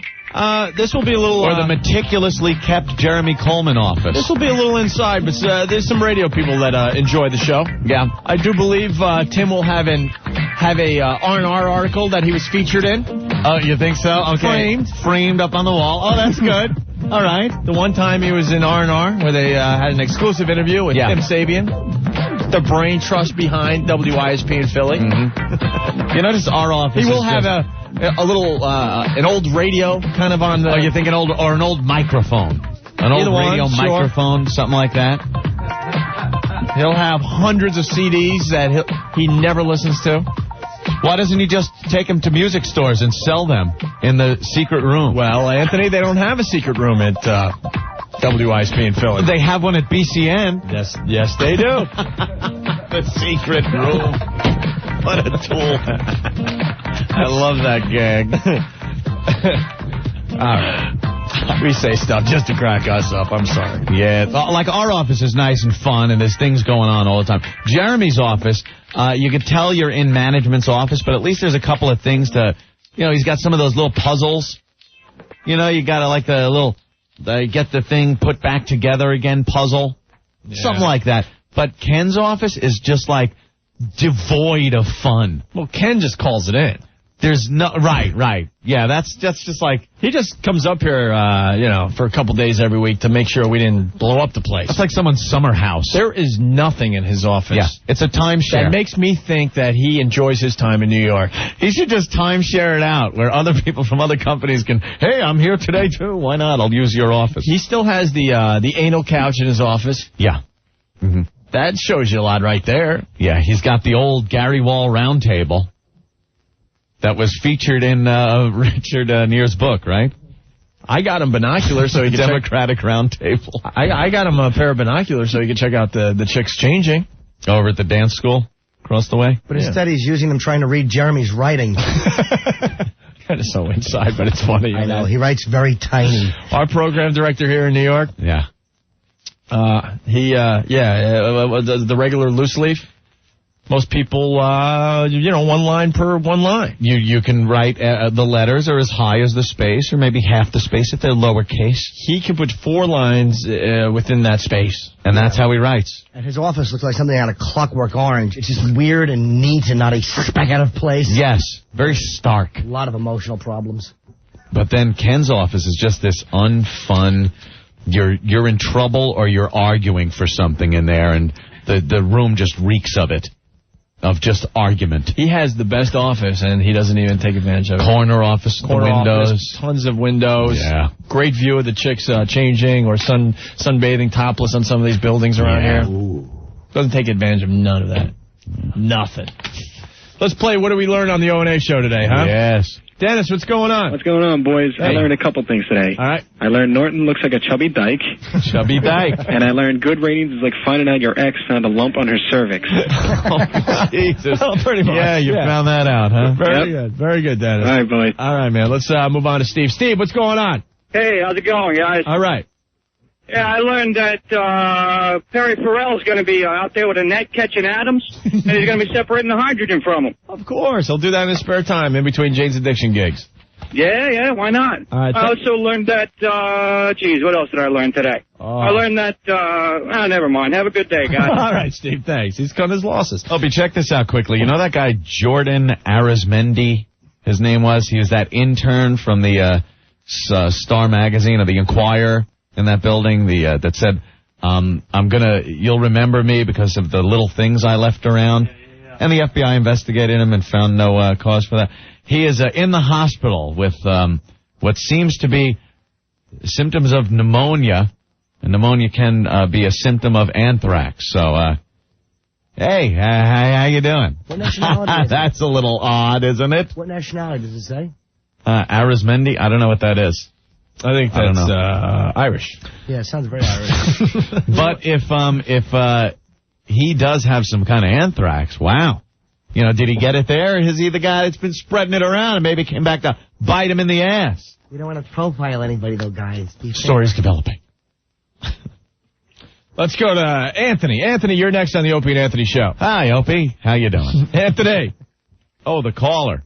Hello? Good night, Gracie. He hung up. Scared him away. That's too bad, because he had a really, really good one, Anthony. This is a good one. Let's go to Eric. Eric, what did you learn on the show today? Hey, guys. Hey. Hey, I learned that in hockey, OL stands for Opie's loss. Yes, not overtime's loss. Thank you, Eric. Okay. Sheep Lover writes, today I learned not to do the H because it helps the terrorists. Jason from Ohio writes, thanks to Perry, you are now on in 15 markets and 3 new galaxies. Danielle from Alabama. Wait a minute, how did that happen? Syndication Underground still happening. Still, nice. We forget about our friends on Syndication Underground. Syndication Underground, what's happening? Danielle from Alabama writes, I just learned that right now someone in Philly is carving one of those stupid watermelon tray things with the cute little fruit balls. I hope they realize we're excited to go to Philly tomorrow. Yeah, but we're not excited about the sales. No, not the meeting. Well, I'm excited to just go there and have some fun. I can't wait to meet the staff at WISP. They've been nothing but supportive. That's fine. Yeah. Opie, salespeople, they're the same here. It's like saying, hey, I enjoy the Philly cockroaches, but the New York ones annoy me. You know, they're still the same type of insect, regardless of where you are. How about this? Make a vow to rub a booger on the lips of the first person that says teamwork. Teamwork. Very good, man. Justin, what's up? Hey, guys, how's it going? All right, Justin. I learned that you can find aliens in the kitchen of all restaurants in New York City. Nice. You guys rule. Good luck tomorrow. Have a good time. All right, thank you. All right. Hopefully it'll be good. It'll be some good radio. Doug, what's going on? Yeah, man, I learned that when you get beat by the guys you replaced in the ratings, you got to take the day off to get a physical. Brokaw didn't come to work today. Nah, there was no reason to come to work today. He got some really bad news. If you're just tuning in, we definitely want to thank our old listeners and our new listeners in Boston for making us number one already. Yeah, we kicked ass. Glad you guys got up there. We wiped Rocco off the map, and Dave Dickless, I'm sure, is very happy. Probably destroying his office still as we speak. Thank you. Yeah, I learned, Anthony, that there's 2 program directors, busting apart their office today. Yes. One in Boston, Dave Douglas, and one here in New York. Yeah. That's what we do now, Steve. Remember Buck Cherry? That's what we do now. That's what we do now. Look what we do now. A little bigger than Buck Cherry, isn't it, Steve-O? I wonder which gold record he broke this time. Maybe it was that Jane's Addiction gold record that we saw so proudly displayed in his office when we interviewed over there. Jason learned that we're 2 of the cheapest radio hosts out there. Jeez. So, all right, can you tell we're dying here? Yeah. Joe, what's up? Joe. Hey. Hey, what's up? I learned that if you eat a chocolate-covered Godiva strawberry, you're going to be creping in minutes. Yes. Yeah. Thank you. We have more Jane's Addiction tickets to give away? Earl found them. But Earl, how's this going to work? From the boss's office. I don't get this. You stole some tickets, did you? Hey, that's my bid. I stole them from the boss's office. And we'll be giving them away all week long at this time. Jackass. We have 5 more pairs of tickets for tonight's Jane's Addiction show at the Continental Arena. Now, the show's in Jersey. Yes. Traffic is a nightmare around here lately. Yeah. Well, you must be in Manhattan in order to pick up these tickets. The show starts in an hour. What are you doing, Earl? Why didn't you find these earlier? A couple of people bailed out last minute. What? A couple of people bailed out last minute. Well, Jane's doesn't go in until 9:30. Are we sending a van down to the show? Of course not. What? Why would you? Well, why promote the Opie and Anthony show with the van at the Jane's Addiction show? Well, it's being presented by stupid idea. It's being presented by another radio station. Who cares? It's never made a difference. It doesn't matter. And you got to find a van that works. Where was the band? Here, my friend. I learned Third Watch is going to need to find another actor to play the kid-touching EMT. Dan from Hoboken with a home run right there. Home run. And with that, I guess we got to leave. So, what do you want to do with the Jane's Addiction tickets, right? If you're in the city and you want to go, give us a call. And are you going to wait outside until they get here? They have to be here, but... Oh, stop. Can they pick him up tomorrow, Earl? No. Seriously, these tickets can't go to waste. It's a hot ticket. The show's sold out. They could be here by 8 p.m. Things will be cool. They walked right through the door. They walked right through that door. Earl, but how are they going to get up here? We set up with security downstairs. So the first, 5 people that show up downstairs as security, they'll call up and you'll run down with the Jane's Addiction tickets?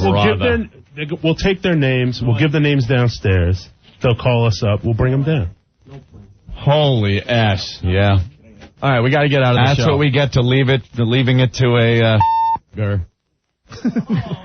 You said effer. Get the button ready. Get that button ready. Get it ready. Get it ready. Earl, relax. Wait, hold on. Earl, relax. What's the matter, Earl? Earl, relax. This the button? Yeah.